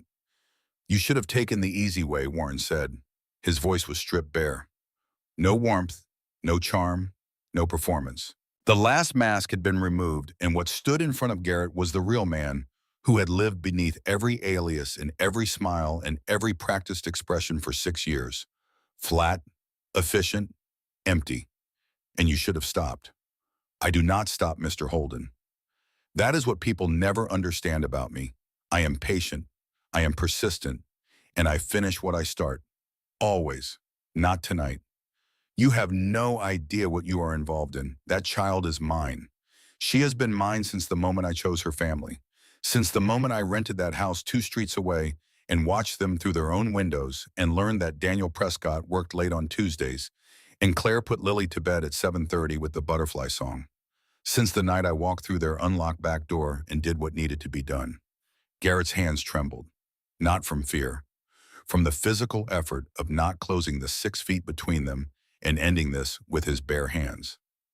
You are confessing. I am explaining. Confessions imply regret. I have none. Those children needed someone with vision.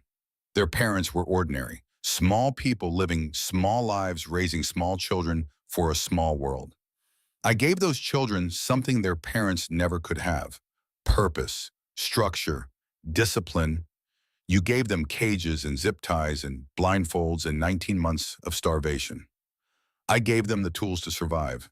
And Lily is the proof. She is the best of all of them. She runs harder than any child I have ever seen. She reads people with an accuracy that would impress a psychologist. She is extraordinary, and I made her that way. From inside the trailer, Lily's voice cut through the night air one more time. Small and clear and sharp as broken glass pressing through skin. You gave me bad dreams. Every single night I have bad dreams. And I am scared of the dark. And I cry when doors close. And I cannot eat when people watch me because you always watched me eat and counted every bite. You did not make me strong. You broke things inside me that hurt all the time. And I am only 3. Warren's head snapped toward the trailer window. Lily was at the glass, her face pressed against it, her blue eyes locked on the man who had stolen her life and the lives of her parents and the lives of families across 5 states. Come to me, Lily. My name is Lily. It was always Lily. My mama named me after her favorite flower. The lily that grows in water and blooms even when everything around it is dark. You called me different names in different states because you could not even remember who I really was. You do not know me, you never knew me, you only knew how to keep me. Something cracked behind Warren's eyes, not guilt. This man was not capable of guilt. Wounded vanity. The shattered ego of a man who had built his entire sense of self around the idea that he was exceptional and untouchable, and that the children he stole owed him gratitude for the privilege of being chosen. And a 3-year-old had just told him he was nothing. The gun came up, all the way up, pointed at the trailer window, where a child's face pressed against the glass. Garrett moved. No thought, no calculation, no weighing of odds or outcomes. Just the pure blind instinct of a man who had already lost one child and would die 1,000 deaths before he let it happen again. He put his body between the gun and the window, between the bullet and the girl, between everything dark in the world and everything worth protecting. The world compressed to a single point of clarity so sharp it cut through every other thought and every other fear and every other voice in his head except one. Not this child. Not tonight. Not ever. Nora, get her away from that window now. He heard Nora grab Lily, heard the girl cry out in protest, heard the window slam shut, heard the lock engage. Warren's gun was pointed at Garrett's chest, 6 feet apart, close enough to see the absolute emptiness in those eyes, close enough to see that the man's hand was steady. He was not nervous. He was not panicking. He was calculating, still calculating, always calculating. Even now, step aside. No, I will shoot you. Maybe. But you hear that? Warren listened. And what he heard was the sound of 30 men stepping out of the darkness. From behind motorcycles, from behind trucks, from the shadows between vendor stalls, from every angle at once. 30 riders forming a circle that tightened around Warren like a net being drawn closed. You shoot me, Garrett said, and you have 30 witnesses in about 5 seconds before they reach you. And I promise you, Warren or Desmond, or whatever your real name is tonight, those 5 seconds will be the longest of your life. Warren's eyes moved, counting, measuring. The predator's calculation running one final time. Risk against reward. Ego against survival. The need to take what he came for against the certainty of what would happen if he tried. This is not over, he said. Yeah, it is. Because the FBI knows your real name, Desmond Earl Radcliffe. They know about the Prescotts, the Briggs family, the Suttons, every family you destroyed, every child you stole, and they are 45 minutes away. Something shifted in Warren's face. Not fear. Garrett was not sure this man had the wiring for fear. But recognition, the recognition of an animal that has been running free across open country for 6 years and has suddenly found itself in a space with walls. 45 minutes is a long time. Not long enough for you to get out of this circle. He moved fast, faster than a man his age had any right to move. He did not run toward the trailer. He ran sideways toward the gap between 2 parked trucks, fired once into the air. Not at anyone. Just noise. Chaos. A distraction to buy seconds the way a magician uses flash powder to cover the trick. Briggs covered the distance in 4 strides. But Warren had already cleared the trucks and was sprinting for the tree line. 2 riders cut left to flank him. 3 more came from the right. But Warren knew the terrain. He had spent 5 days studying every rock and root and shadow. He hit the trees and disappeared. Do we chase Briggs? Radioed, breathing hard. No. He wants us to scatter. He wants us to leave Lily unprotected while we chase him through dark trees on ground he knows better than we do. Stay on the perimeter. Nobody leaves position. He is gone, boss. He is not gone. He is circling. He will try again. But Garrett was not certain of that, not entirely, because the look on Warren's face in those last seconds had shifted from predatory confidence to something else. Something that looked for the first time like a man reassessing his odds and not liking the math. Garrett went back to the trailer. Lily was sitting on the bench with her knees drawn up and her arms wrapped around them. She was not crying. She had moved past crying into a place that was quieter and stiller and more profound. The place where fear and courage live so close together that you cannot tell where one ends and the other begins. He ran, Garrett told her. For now, she said. For now, he always comes back. He told me once that I was his favorite, that he would never stop looking for me, that even if I ran to the end of the world, he would find me there. He lied about a lot of things, Lily. Not about that. He never lied about that. Garrett sat down across from her. Nora hovered close. Reverend Dutton had his head bowed. Lily, I want to tell you something, and I want you to listen carefully. She looked up. Those blue eyes that carried more knowledge of darkness than any child should ever hold. Those eyes that had watched their mother's garden shrink in a car window until it vanished. Those eyes that had seen the inside of locked rooms and the face of the man who put her there. Those eyes that somehow impossibly still searched for light. I had a son. His name was Emmett. He was 16 years old. He was the best person I ever knew. He could fix anything with his hands. He could make anyone laugh. He wanted to be a mechanic like me, and I told him he should aim higher, and he said there was nothing higher than making broken things work again. He died 4 years ago. A drunk driver hit his car on Route 12 in broad daylight. By the time I got to the hospital, he was gone. I never got to say goodbye. I never got to tell him one more time that he was the best thing that ever happened to me. Lily's eyes widened, not with pity, with recognition. The deep and immediate recognition of someone who understands loss at a depth that age cannot measure. After Emmett died, I stopped believing in things. I stopped believing the world was fair. I stopped believing that good people were protected. I stopped believing that one person could make any difference against all the terrible things that happen. I was going to sell my shop and leave this town and disappear. This rally was supposed to be my last one. What changed? You changed it. You ran to me. Out of everyone at this rally, out of the thousands of people here, you grabbed my hand and you said 4 words. He found me again. And in that moment, I realized something. Emmett is gone. I cannot protect him anymore. I will never be able to protect him again. But I can protect you. And that is not a small thing, Lily.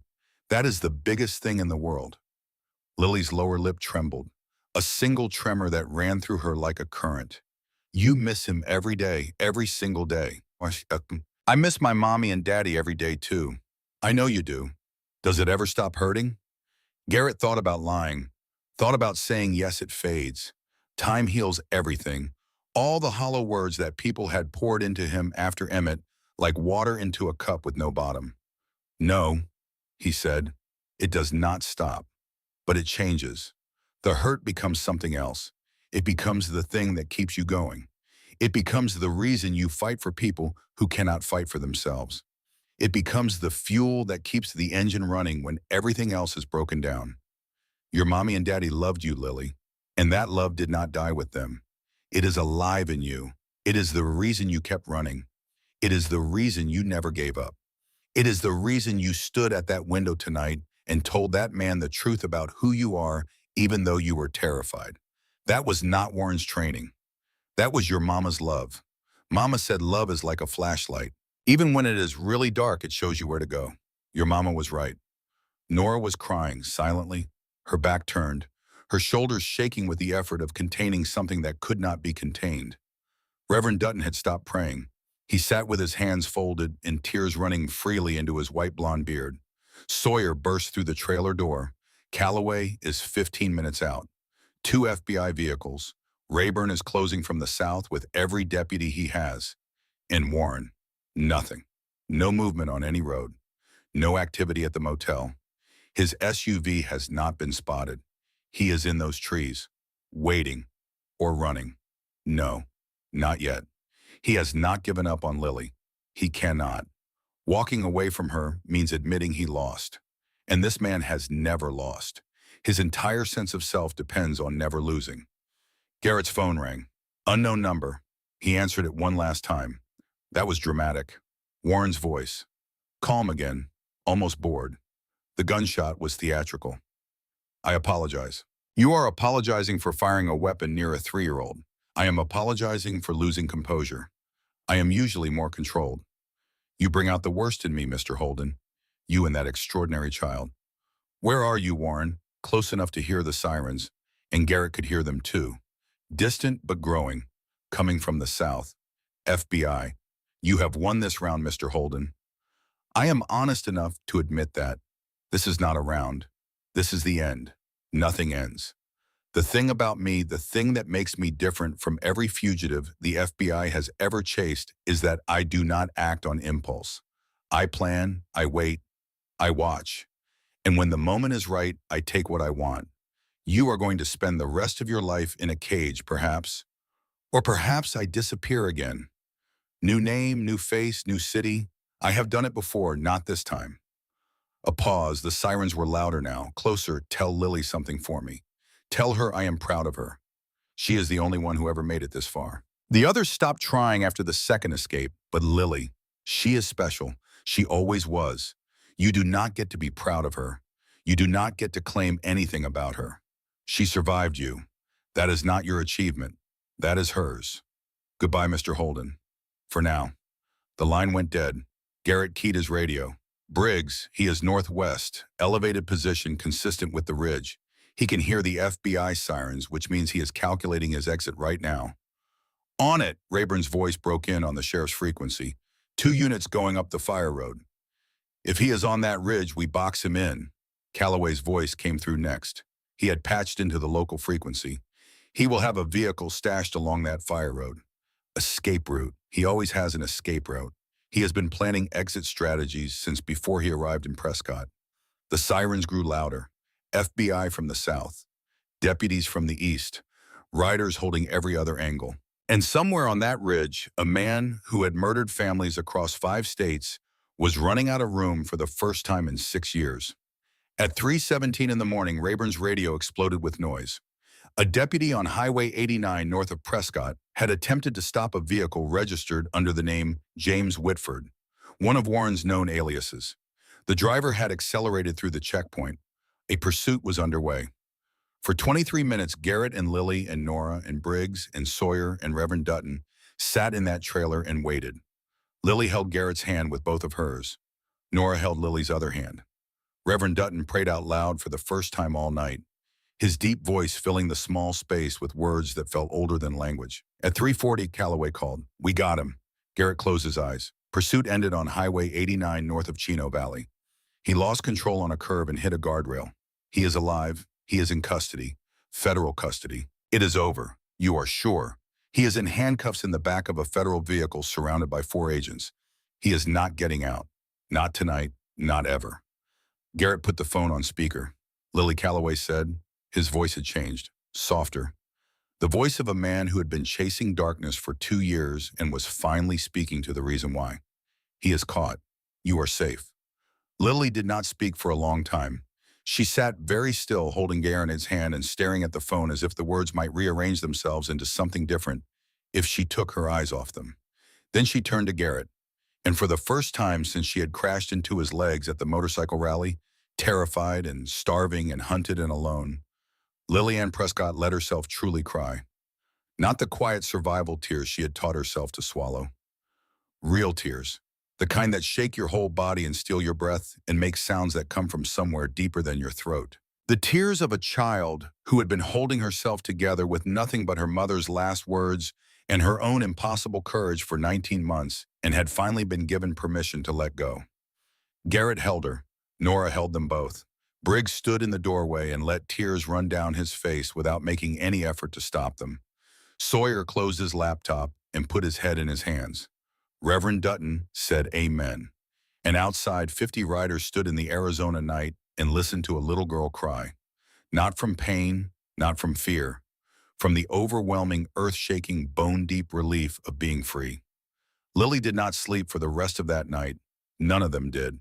She sat on the bench with Garrett on one side and Nora on the other, wrapped in a blanket that smelled like motor oil and campfire smoke. And she talked. For the first time in 19 months, she talked without calculating what was safe to say, without measuring words, without watching for the reaction that would tell her whether truth was going to be punished. She told them about the yellow house in Twin Falls, the creaky porch step her daddy always said he would fix on Saturday, but never did because Saturdays were for pancakes and cartoons. The way her mama hummed while she watered the garden, the rose bush that bloomed every spring, the butterfly song her daddy sang every night until she fell asleep. She told them about the smell of their kitchen in the morning, coffee and toast and something sweet that she could never identify, but that she associated with the feeling of being loved. She told them about the Yisha next door, a golden retriever named Biscuit, who would stick his nose through the fence and Lily would pet him through the slats while her mama watched from the porch and smiled. She told them about the night everything ended, how she had been asleep with her nightlight shaped like a star, how she heard sounds she did not understand, how her mama's voice came through the darkness telling her to run, how Warren carried her through a door she did not recognize into a car she had never seen. And the last thing she saw through the rear window was a yellow house with sunflowers getting smaller and smaller until it disappeared. I kept thinking they would come find me, Lily said. Every night for the first month, I listened for my daddy's truck. It was an old Ford pickup, and it made a rattling sound when it turned corners. I thought if I listened hard enough, I would hear it coming. You did not know. Warren told me they moved away, that they did not want a little girl anymore.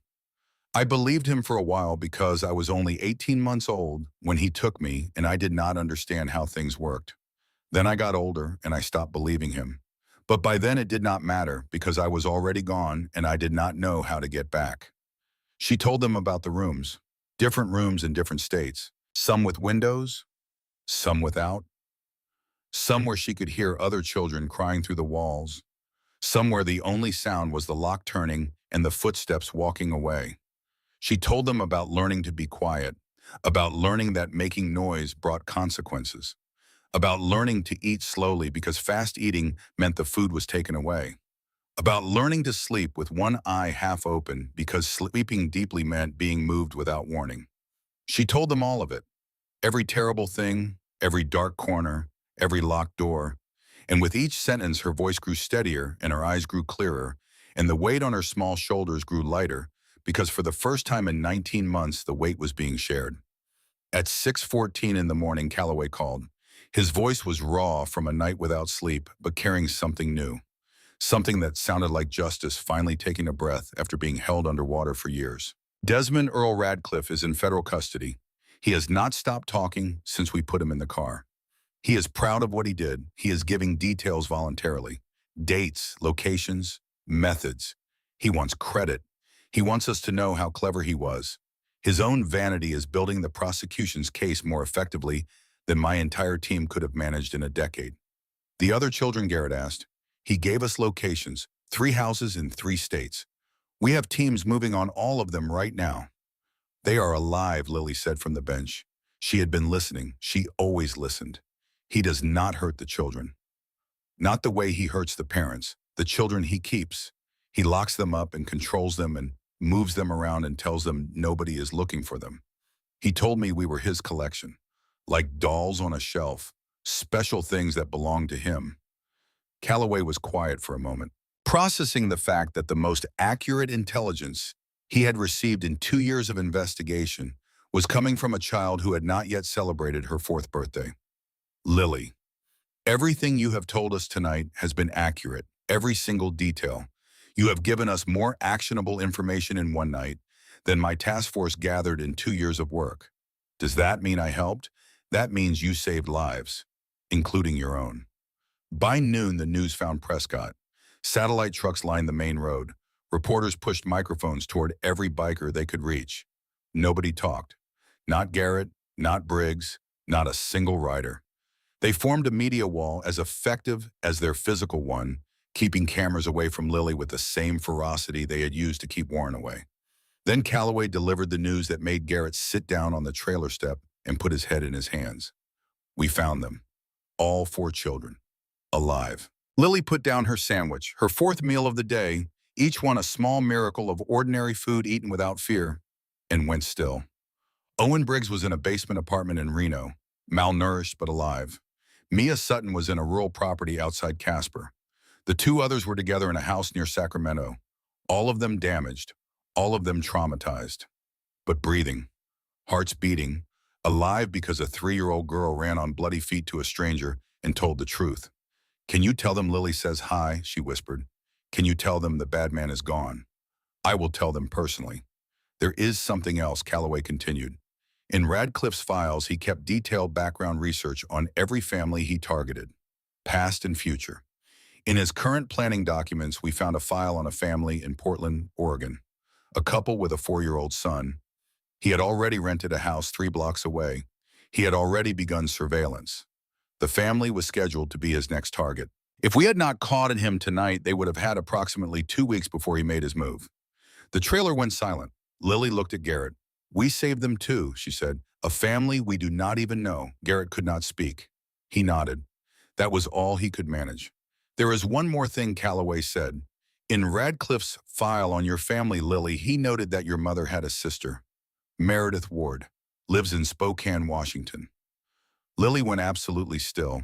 Her whole body stopped moving, the way the world stops moving when something enormous shifts in the foundations. "Auntie Mary, Meredith and Brian Ward have been searching for you since the day you disappeared. They hired private investigators. They set up a website and a tip line. They called my office every single month for 19 months asking for updates. Every month, Lily, without fail. They looked for me." Her voice broke on the word looked, the way glass breaks when you tap it in exactly the right place. A single clean fracture that lets everything behind it come flooding through. "He said nobody was looking. He told me nobody appeared. They never stopped. They have a room ready for you, Lily.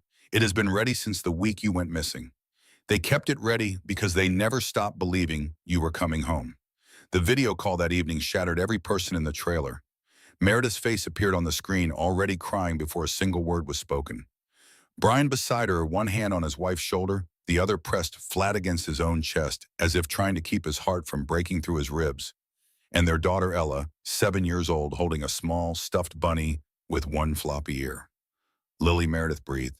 And the way she said the name was not the way you say a name. It was the way you say a prayer that has finally been answered. "Auntie Mary." Ella pushed forward, her face filling the screen with the unfiltered urgency of a 7-year-old who has waited too long for this moment. "Lily, do you remember me? We used to build forts with blankets, and you always wanted the purple one, and I let you have it, even though purple was my favorite too." Lily laughed, a real laugh, full and bright and startling in the small trailer, like sunlight breaking through a roof. The first real laugh anyone had heard from her in 19 months. "I remember. You always stole my juice box." "I have your bunny," Ella said, holding it up to the camera. "You left it at our house the last time you visited. I have been sleeping with it every night so it would not be scared. You kept my bunny. I told her every night that you were coming home. Every single night, even when Mom and Dad were sad and it was hard to believe. I told her you were coming back." Meredith pressed her hand over her mouth. Brian's eyes were red and wet, and he did not bother to wipe them. "We never stopped," Meredith said. "Not for one day, not for 1 hour. The investigators told us after a year to consider closure. I told them there was no such thing as closure when a child is missing. Closure is for people who give up. We do not give up." "I thought you forgot me," Lily whispered. "Never. Not possible. You are my sister's daughter. You have Claire's eyes and Daniel's stubbornness, and I see both of them every time I look at a photograph of you. You are the thing they left behind that matters most. And we have been waiting for you to come home." The Wards flew to Prescott the next morning. When Lily saw Meredith crossing the rally grounds, she ran. Not the terrified, desperate running of a child fleeing a predator. The running of a child going home. Meredith dropped to her knees on the dusty ground and opened her arms, and Lily hit her at full speed, and the sound Meredith made when she felt her niece in her arms for the first time in 19 months was not a word in any language. It was something older than language. Something that existed before humans had words and will exist long after words are forgotten. Brian approached Garrett with his hand extended. Garrett took it. Brian pulled him into a hug instead. The fierce, full-body embrace of a man who has no words large enough. Thank you. Thank you. Thank you. She saved herself, Garrett said. All I did was stand in front of her. That is everything. That is the whole world. Ella walked up to Garrett separately. She looked up at him with the grave directness that only 7-year-olds possess, and she said, I have a question. Garrett knelt down to her level. Ella studied his face with the same intensity her cousin used to study faces, though Ella's version came from curiosity rather than survival. Are you going to keep being her uncle? I am. Good, because she needs a big one. I am her cousin, but I am only 7, and I cannot do the scary stuff yet. She needs someone who can do the scary stuff. I can do the scary stuff, Garrett said. I know, I can tell. You have the same look my dad gets when someone messes with our family. The look that says, do not even think about it. Garrett almost smiled. Your cousin is lucky to have you, Ella. I know, Ella said with the absolute confidence of a child who has never doubted her own importance. And then she hugged him around the waist and walked away to find Lily. The court granted the wards full custody within a week. Written directly into the order at the specific request of the presiding judge, who had read every page of the case file and spoken personally with Agent Calloway, was a formal visitation provision for Garrett Holden and the Iron Thunder Motorcycle Club. The judge had looked at the evidence, looked at the timeline, looked at the roster of bikers who had stood between a child and a monster on a Saturday night in Prescott, Arizona, and had decided that the law should serve the people who had actually feared the child. Nora Caldwell came out of retirement the following month. She joined a nonprofit that provided forensic interviews for children in custody disputes using her 30 years of experience to ensure that when a child said they were being hurt, someone listened. She told Garrett that what happened with Lily had shown her that walking away was not an option. Not for people like them. Not when children like Derek and Lily existed in a world that was better at filing paperwork than hearing screams. Briggs Moran went home to his daughter that Sunday morning and held her for so long that she asked if something was wrong. He told her nothing was wrong, everything was right. He just needed to remember what right felt like. Sawyer Vance was contacted by the FBI the following week. Agent Calloway told him off the record that his database work during the night of the rally had been more thorough and faster than what the Bureau's own analysts had produced in 2 years. There was a conversation about consulting work. Sawyer said he would think about it. He also said he was not giving up selling televisions. Reverend Dutton held a private service the following Sunday. Not at a church, at the rally grounds, in the spot where Lily had first grabbed Garrett's hand. 53 riders attended. No one spoke except the Reverend, who read a single passage and then said a prayer for every child who was still out there in the dark waiting for someone to believe them. After the prayer, the men stood in silence for a long time, the kind of silence that means more than any sermon ever could. Eddie Hollis was commended by the FBI for his role in preserving critical evidence. The security footage from the motel became a centerpiece of the federal prosecution. Eddie told a reporter who tracked him down that he was just a night manager who could not sleep. The reporter wrote the story. Eddie never read it. On her last morning in Prescott, Lily stood in front of Garrett with her new backpack on, looking up at him with those blue eyes that had seen too much darkness and had somehow impossibly found their way back to light. You saved my life, Uncle Garrett. You saved mine right back, Princess. She tilted her head, the way she always did when she was thinking about something important. I think my mama sent me to you. I think those prayers I sent up for a whole year are the ones I thought could not find me because Warren kept moving and I think they finally caught up.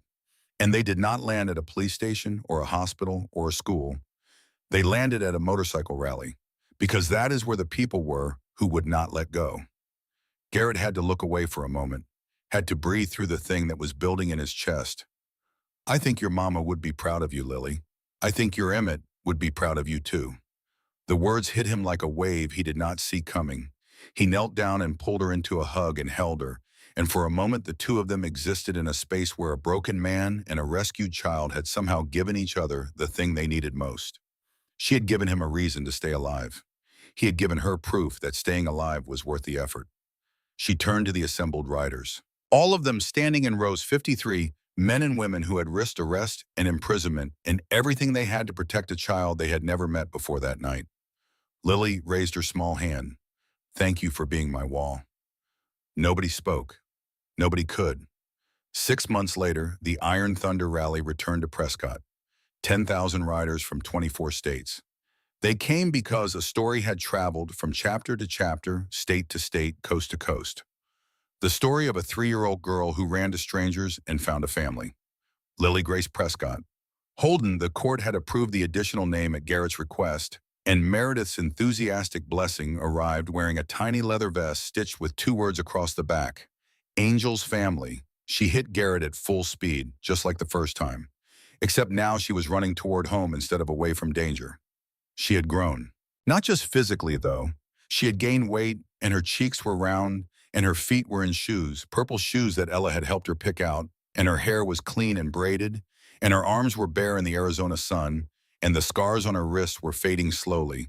The way scars do not disappearing, but becoming part of the landscape of a life that was learning to be lived rather than merely survived.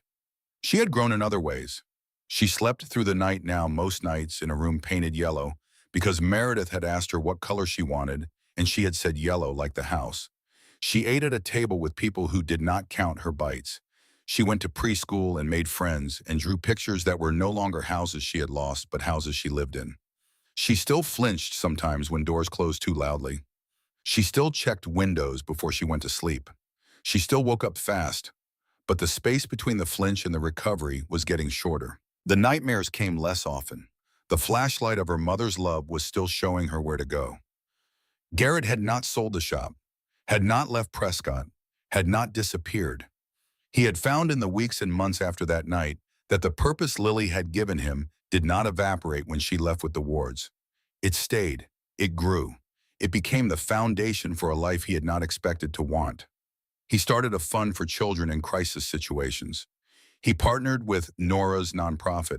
He spoke at schools and community centers, not about himself, never about himself, but about listening, about the difference between hearing a child and believing a child, about the way systems built on paperwork sometimes fail the people they were designed to protect, about what happens when ordinary people decide to be the wall between a child and the darkness. He kept Emmett's photograph in his wallet, and next to it, Lily's drawing, the circle of stick figures with one word above it, safe. She stood at a microphone on the rally stage, 3 feet tall, facing 10,000 people. The crowd fell silent the way crowds do when something important is about to happen, and they can feel it in the air before a word is spoken. If you see a kid who looks scared, do not walk away. Stop. Listen. Believe them. Because maybe you are the person their prayers finally caught up to. 10,000 people rose to their feet. The roar shook the mountains. Garrett stood in the crowd with Emmett's photograph in one pocket and Lily's drawing in the other. He thought about his son, about the boy who wanted to be a mechanic because he believed there was nothing higher than making broken things work again. And he thought that maybe Emmett was right. Maybe the highest thing a person can do is take something shattered and hold it together until it remembers how to be whole. He watched Lily wave to the crowd from the stage. Her small hand raised her smile wide and real, and earned through a darkness that would have broken most adults, let alone a child who had not yet turned 4. And he understood finally and completely that grief does not end. It transforms. It becomes the fuel for something larger than the loss that created it. It becomes the reason you stand up when standing up costs everything. It becomes the bridge between the child you could not save and the child you can. Because sometimes the roughest hands hold the gentlest hearts. Sometimes the loudest engines carry the quietest prayers. And sometimes a 3-year-old girl with no shoes and 4 whispered words can change the entire world. Not by fighting the darkness, but by running straight into the arms of people brave enough to stand against it. He found me again, she once cried. Not anymore, they answered, and they meant it forever.